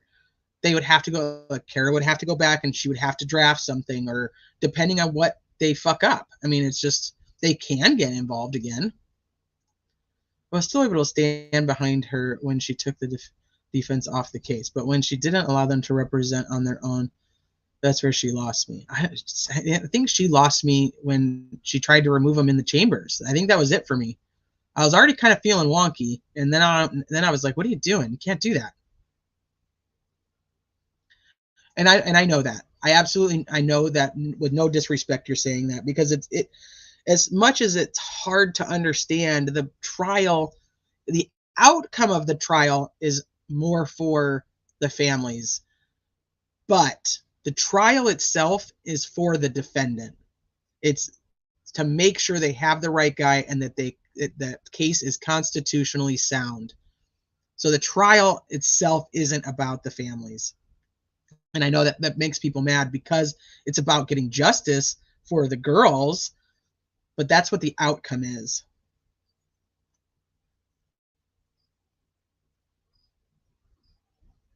I have a Pappas. We were trying to get a hold of you earlier. Can you bring up the pic of Abby to see phone outline? I never looked for an outline. Oh, let me see if I can even open it. For whatever reason, my Google Drive does not want to open. So let me see if I can. And it was like causing all kinds of issues when I tried to. So let me just see if I can get it to open. Because I need to restart my computer, but I didn't want to do it because I was like 2 minutes away from having to be live. Called Delphi for Dummies, where they slow walk you through this case. I would gladly pay a pretty penny to have a better understanding. Beats, do a live on your channel about Delphi, and we can go over all of it. Sleuthy and I will come up.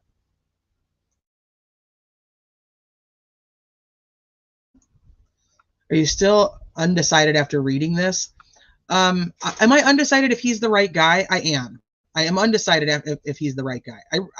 Because I can see certain things, but now what I am not undecided is, and I really understand why the defense is so adamant that he's innocent, because these huge pieces of evidence that could or potentially would put him there is not showing. They don't have it. This is why they're like this. It makes more sense to me why they're so adamant that he's innocent. I want to know how they think he's the right guy, which if they think he's the right guy, why didn't they turn all this shit over? So the defense needs the complete discovery to present a legitimate defense. Ellie and the prosecutor have hidden too much. How can one let go knowing no exculpatory evidence is being hidden? It's not even being, I don't even know if it's being hidden. It's gone.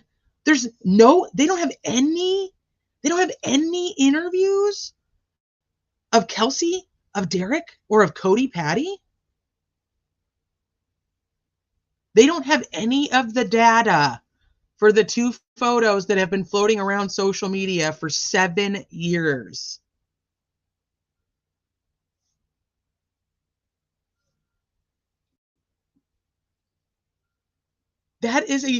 Those are huge. Those are huge right, Diamond? That's what I was just saying. Those are huge pieces of evidence to create the timeline of when and how the girls were there. And it's not there. That's mind-boggling to me. Now, if you have all of that missing, right? It's not there. And then anything that has to do with the Odinism or the potential players that are connected to Odinism, that all happens to go missing too? Like, if we just had a list of the shit that we don't have, like the missing stuff that we should have, like I mean, like, that's pretty much what this is, I guess. But even more so, like, we have a timeline. We have a timeline based on what we've been told, but that doesn't hold up in a court of law. Hi, Veronica. I couldn't understand how a valid timeline was created. That's crazy. So much shit came out tonight. So let's get rid of all evidence that the girls were even at the bridge. We don't have Kelsey who drops them off. We don't have Derek who picks them up. We don't have Cody who's supposedly they're searching. We don't have and was a very big POI at the beginning of this when you talk about statistically. Somebody asked me yesterday, why do people keep blaming the families? And I don't actually think the families are involved. And I know that people do, and I know that people have their theories. And once again, I'm totally okay with that. But it was interesting to me because I was like, statistically, it is the families. Like, if you look at crime and you go to just the basic statistics of crime, it's typically somebody close to the victim. So that's why people automatically got there and they went there first. And every investigation starts there. It's pretty common knowledge that you start with the people closest to the victims when somebody passes away. That's not unheard of. But now if you take away all of these people, and then you don't have any photos showing that they're there, but you do have this guy on a bridge. That's the only thing I can say. Ooh, that's what I wanted to look up too. Did my Google Drive ever open? Let me see if it did. I don't even know if it's going to, because like I said, my computer just doesn't want to open. Why does it not want to open? I couldn't show that stupid photo earlier either. I don't know what to do. We'll have to do it on the next one. Yeah, the timeline is trash. That's what I'm saying. So what do they have? That's a great question. What do they have?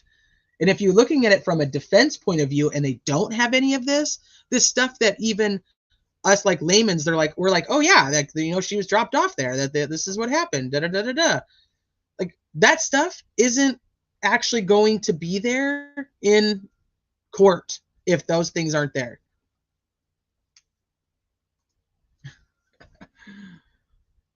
They try to fit a timeline to Alan. Oh, I'm very curious about the phone stuff.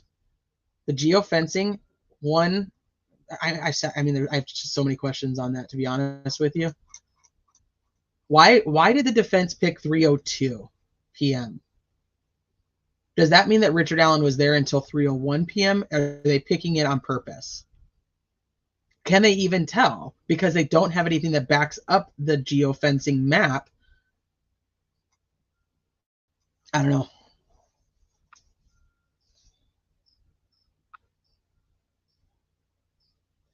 Where's the evidence that Kelsey dropped them off? That's going to be the Hoosier Harvest Store camera that they say is pretty blurry, and it only resembles the cars, or the car of Richard Allen's. I don't know how they're going to say absolutely 100% certainty that that's Kelsey's car. I guess she can testify and say, hey, that's my car. That's when I was there dropping them off. Now, I have wondered about, we've talked about this trail cam, the one that I think is across from the Mears parking lot, like down the 505 trail. Does that capture the girls there? So, I mean, we just don't know yet. We don't know, but I mean, it's just very interesting on what's missing.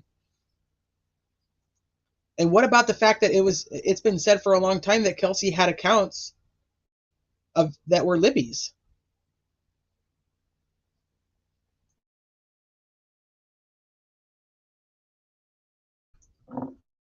If they don't have his phone there, they don't have his car there, they don't have his DNA there, they don't have him tied to the girls electronically, they don't have a murder weapon,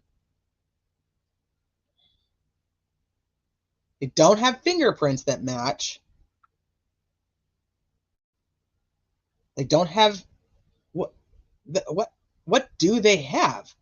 I mean, are we really coming down to this is really going to be just about the bullet? Like, I mean, they've been saying that for a long time, that it's just about this bullet, this unspent round, I should say. It's not a bullet, it's an unspent round.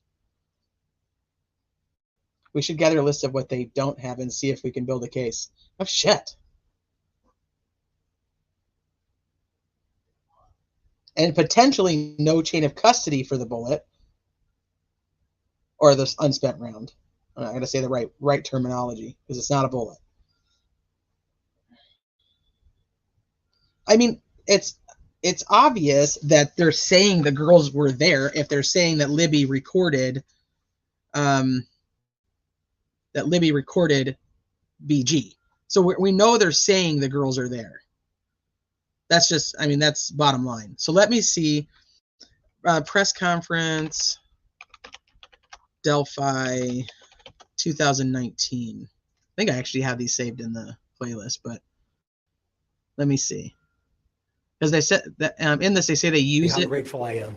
They use it. You inspire people you don't even understand, and you don't. They have it at the press conference. So do they have, or does the media use it? That's the question. Do the cops actually have it like on one of the boards? Or does the media just throw it up? Does anybody remember? Because I know they do like the big unveiling. What's this one right here?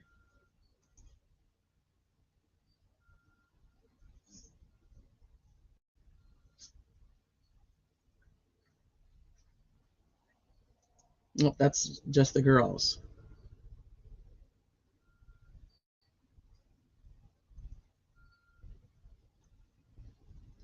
Okay, that's the big unveiling. So I don't see them actually having it. They know they do the this part. Let me see. Wait, hold on. Hold on, there it is. They do. They do have it. Not the one of Abby, though. They have the picture of the bridge.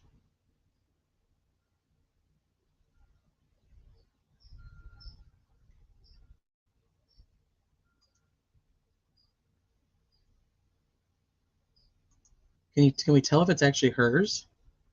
If it's like the same photo, does it have the? It doesn't have the little thing up here, the 7 hours ago. But they do. Just that one.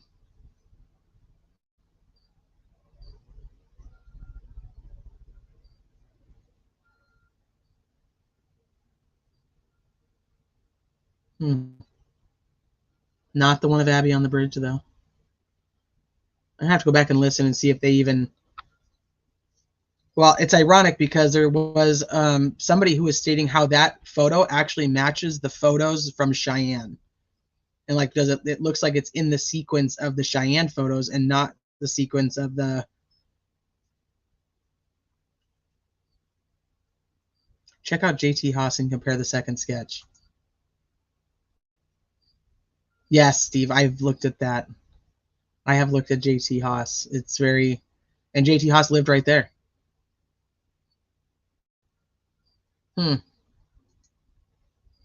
See what else they got on here.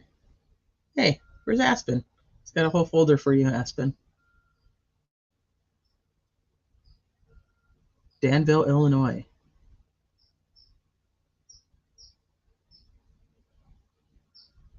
2019, Danville, Illinois. That's right. I used to work there. That's interesting. Wonder what that is.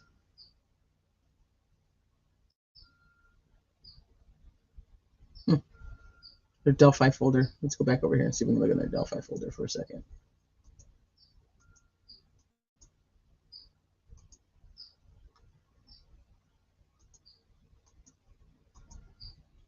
Come on.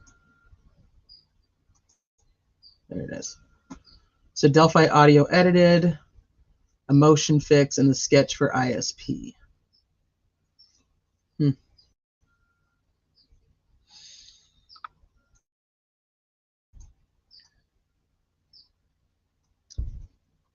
Interesting.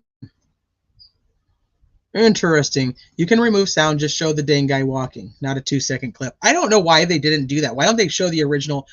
Why don't they just show the original damn video? It's like, once again, like the whole gatekeeping of the information. They only want us to see the video they edited. Why not show the original?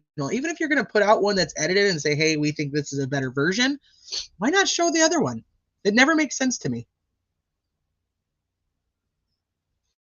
But I mean, if you watch EOA, it's that the bridge guy is literally put together from like 3 other people.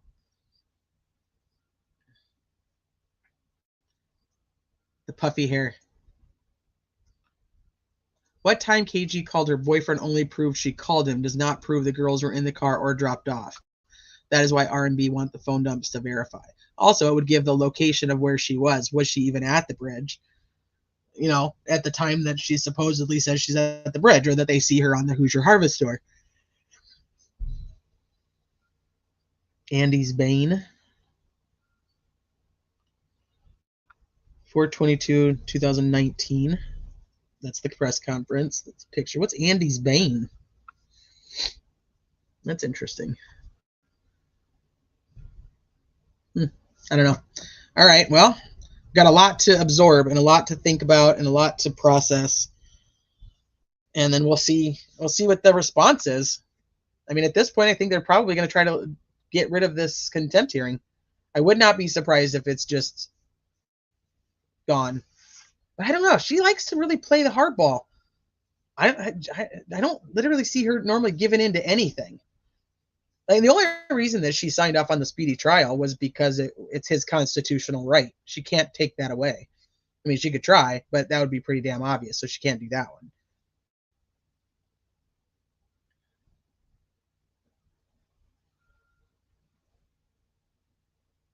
I mean, why else would you need Disney? And NASA, supposedly. Remember?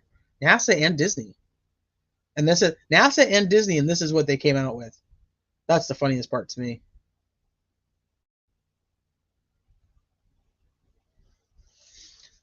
I've always been under the understanding that Libby had Becky's phone, not Libby's phone. But I don't know.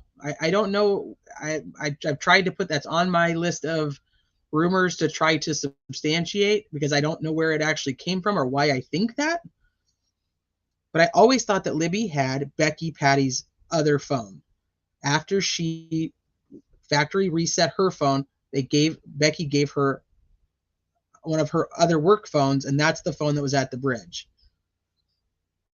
And she like makes comments like on, I think it's on Instagram. She's like, no, I don't have any of that stuff on this phone. And then you have Kelsey, who potentially has the phone and is logging into all of her stuff. Hi, Travis. Thank you for your help today. I appreciate it. The biggest take is the motion to recuse DA in contempt. If they get a hearing on that, it makes it so Nick McLeland can be called as a witness as part of that hearing under oath, asked what he gave and didn't give to creators. Privilege doesn't apply to him. He doesn't want to be a witness. I just don't see it happening. But on the other side, I mean, we don't know that the people who are stating that they have these connections to Nick McLeland are telling the truth. I don't know. I says, if Kelsey called Chase at 1:38 as she claims, that means she called him before she even left the house. This timeline will crumble very quickly if people would actually put it together.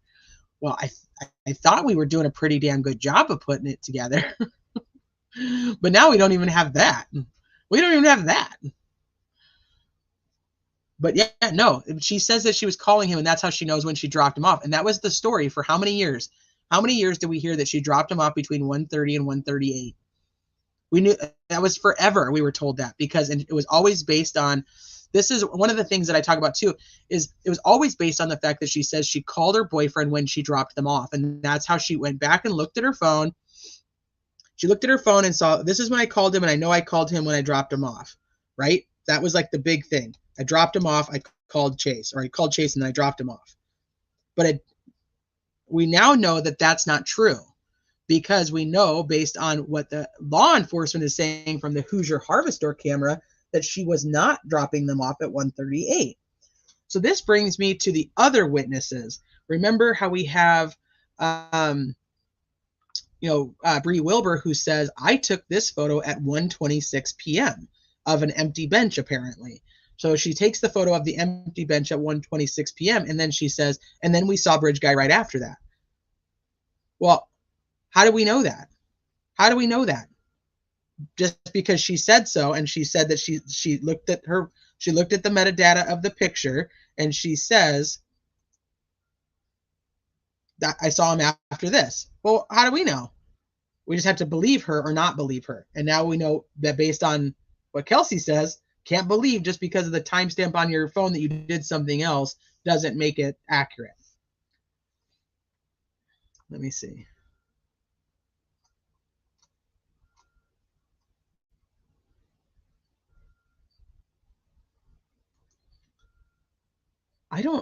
I've not heard that. I don't remember that one. I know that she has denied it on social media. But what I remember is hearing her say that she gave Libby her phone because her phone wasn't working. That's what I heard Becky say in an interview. I heard her say, okay, there's a whole bunch of you are saying that you guys heard it. I just can't find it now. I'm still confused if Kelsey spoke with the supermodel the day the girls went missing or not. I've heard her say both. Well, later on she says, I did, and I don't know why it's a big deal. I don't think nobody's blaming Becky or Kelsey. We're trying to figure out the timeline, and that has to do with Becky and Kelsey. Becky and Kelsey are going to be discussed. Like, let's be serious. Nobody's blaming them. I don't think either one of them had anything to do with the murders. But figuring out the timeline, Becky and Kelsey are extremely important to that. Derek, Cody, all of them are. So discussing what they said is not blaming them. Don't be misconstrued. Copfax says, empty bridge. Bridge is empty. Sounds like they're going to quit again? Oh, I don't think so. I think we're going to trial. Veronica says, why I've been so interested in listening to YouTube's because nothing really matched what was being discussed by the town in LE. You ever feel like you want to tell that story? I think we're here for it. He wouldn't have a choice. If they give them a hearing, it's an automatic. If you are granted a hearing on conflict, DQ of contempt, the DA is automatically a witness, same as Fannie Willis. Well, here's the thing, Travis, though. She's just going to deny it without a hearing. No? Don't you think that's going to be the answer to that?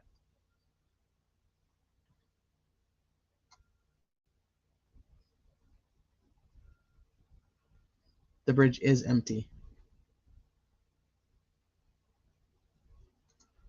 Evidently, everything we thought we knew is not what we know. Right. Right.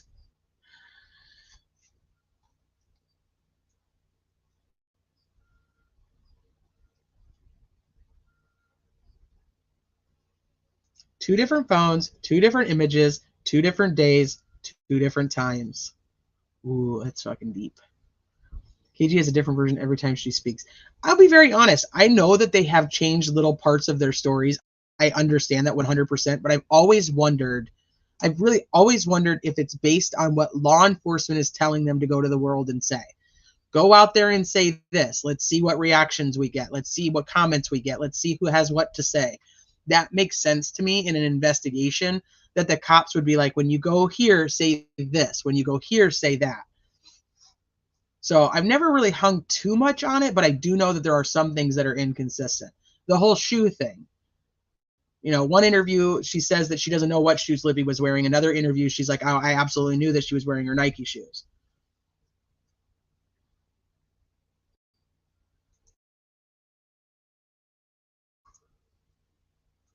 Yeah, PS, this is what we're talking about too. This is absolutely, like, they never use it. I was actually surprised to even see the one of the empty bridge. I don't even remember seeing that one. The pic of the empty bridge at 2019 presser is not the same as what Libby supposedly took. We're going to have to compare that. We're going to have to go back and we're going to have to look at that picture. Now, I can't pull it up because my stupid Google Drive doesn't want to work, but absolutely we need to look and see if that even is the same picture.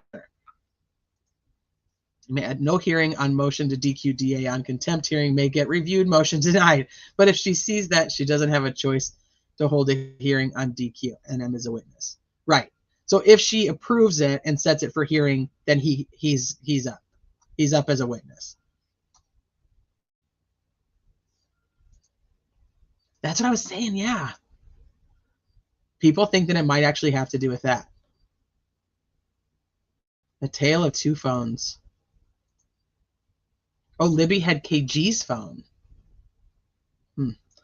That's one reason why I wondered why some people got so heated. They weren't speaking about what actually happened at the time.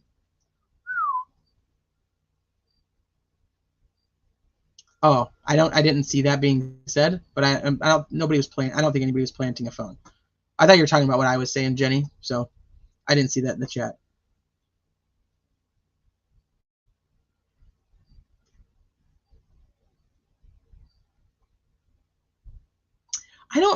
I think the phone, or I think the phone. I think the shoe is the same shoe. The private drive shoe and the shoe in the water is the same shoe. I think whoever was at the private drive area and says they found the shoe that's all the same shoe. That's when they found that shoe. And now KG has two phones. I thought it was Becky's work phone. Well, according to what we're looking at over on the list of things that they don't have, we don't even know if Cheyenne was ever even validated. She supposedly said on social media, because that's the whole other issue, is there was a fake Cheyenne account. So I don't even know in screenshot purposes which Cheyenne account was even the real Cheyenne account.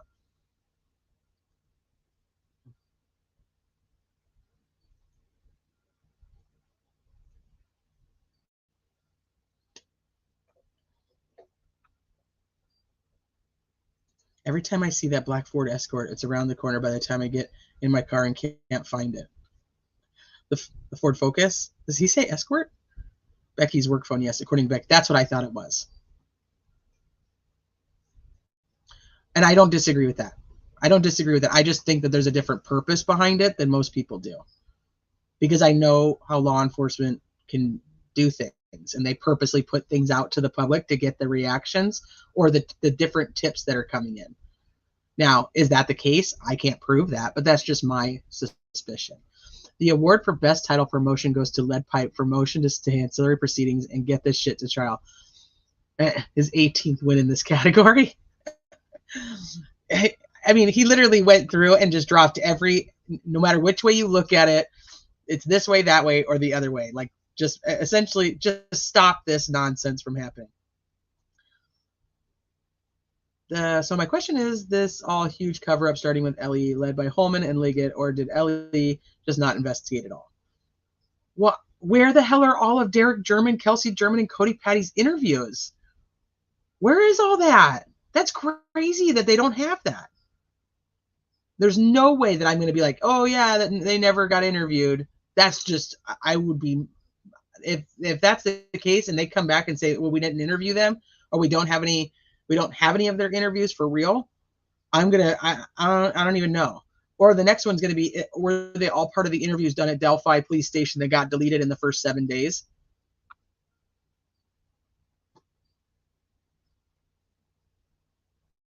I still can't get over this incredible run of arguments from Hennessy. So many cheers for making so many baller moves to actually move things forward in this case. I know, that's why he's like, nope, either you can leave, nope, or you can leave and be a witness. Why don't you just stop the whole thing? Wait, you can't do it over here. You think you could do it here, but you can't do it here, and you don't even go here. So pick one and make a decision.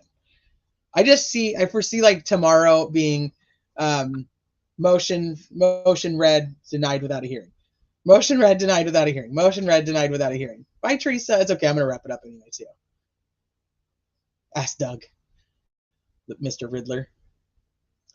That's probably going to be their excuse. They were part of the accidental deletion. That's exactly where I'm going with it. But then how does it explain if they don't have any of their phone data? Because that's not about being recorded. And I'm very curious. Now there's another sketch out there, which if I had to take a wild guess, I'm going to say it's probably the sketch of Mike Patty.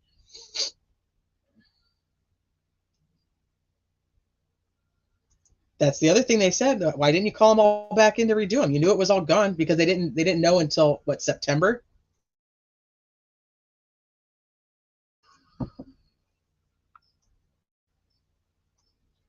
After 6 years, getting so tired of the bullshit. Too much. There's so much. This is so. If you had sources from the prosecution, let's just think of this. If you have sources that either work with the prosecution or law enforcement, and they're saying all of these things happened, right? Kelsey says this, Becky said that, they have this video, they interviewed this person, they excluded this person, they ruled out this scenario, they've done all this, right? So if you have sources that are from that side and they're telling you that, and you quote unquote believe them, that makes me understand why there are some that are so gung-ho that Richard Allen is absolutely the guy. But then if you're somebody who doesn't have those sources and you're looking at it from this point of view of the things that we read today in this motion to compel, if you're looking at it here and you're going, there's no way that the defense is wrong. He obviously is innocent. Why in the world don't they have any of this stuff? If the prosecutor has it, why haven't they given it over? And then it makes me understand why the defense is so adamant that this guy is innocent. Because if this shit really doesn't exist, but yet those sources are telling people on social media that they do, this makes sense why there's an all-out fucking war on YouTube and Facebook and TikTok. You see what I mean? Yeah, he's nothing to play with.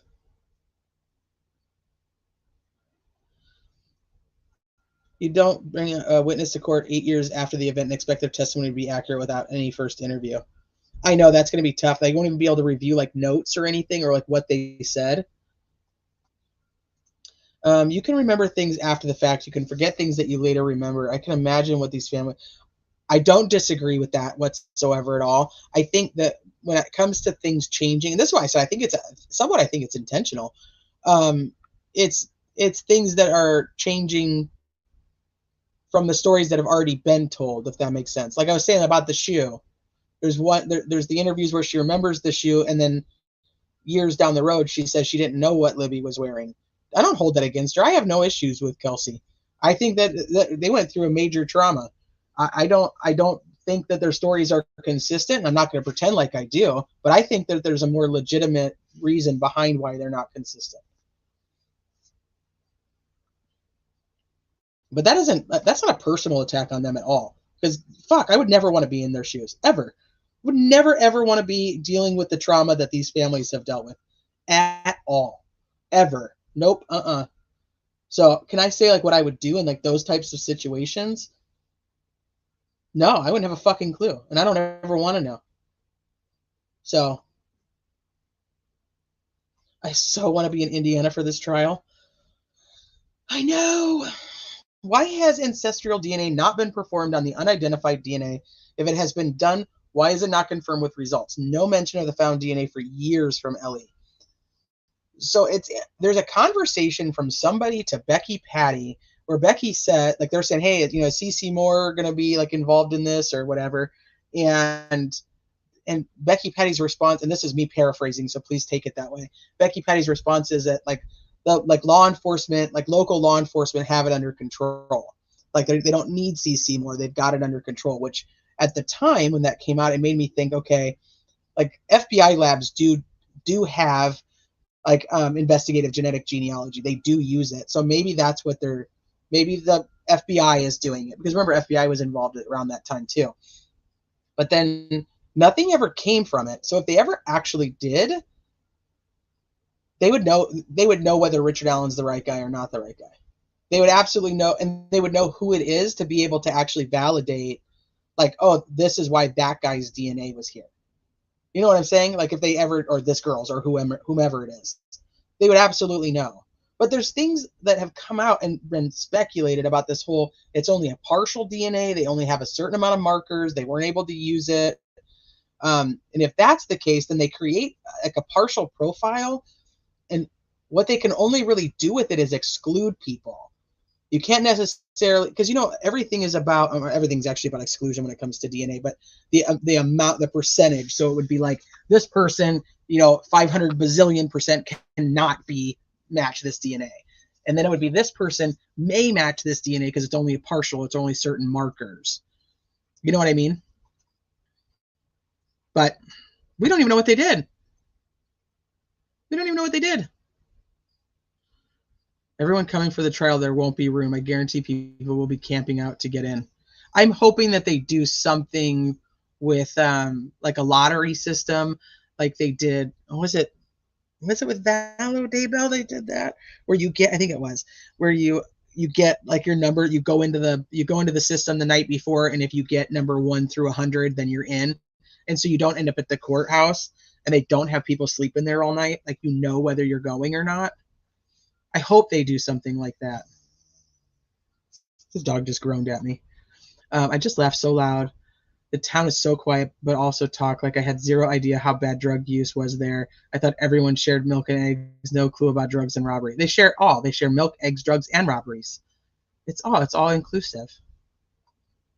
Yeah, I've heard about 6 markers alleged. I've heard that, but who knows? I'm going to go and be Bob Motta's personal assistant. He gets so serious when he's in there taking his notes. He's like in work mode. So I know he was live. I don't know if he still is live or if he's done. Does anybody happen to know? Let me go take a look. Let me go take a peek over at Bob Motta's, see if he's still. Oh, it looks like he is. All right, I'm going to go back in here. Dun, dun, dun. I'll be very curious to see what ends up happening with all of this. And I just feel like we're just going to see on the what is it, the CCR, what is it called? The dang CCS, I think it is. That it's just going to be like straight, like denied without a hearing, denied without a hearing, denied without a hearing. I can absolutely see that happening. All right, let me go in here and do this. Add.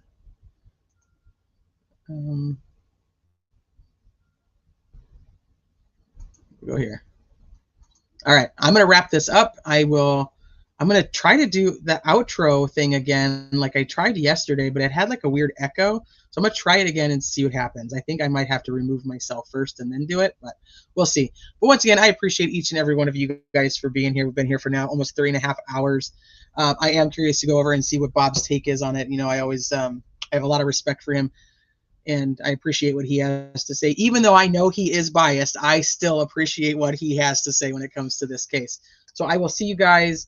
I don't know if I will be live tomorrow. It's going to be a struggle because of so many kids having different practices and track meets and whatever. I'm going to try, but I don't want to make any promises that I can't keep. So, but once again, thank you guys for being here. I know you have 1,000 other places you could be, and yet you choose to spend your time here with me. And just know it is absolutely humbling and very much appreciated. And I will see you guys on the next one.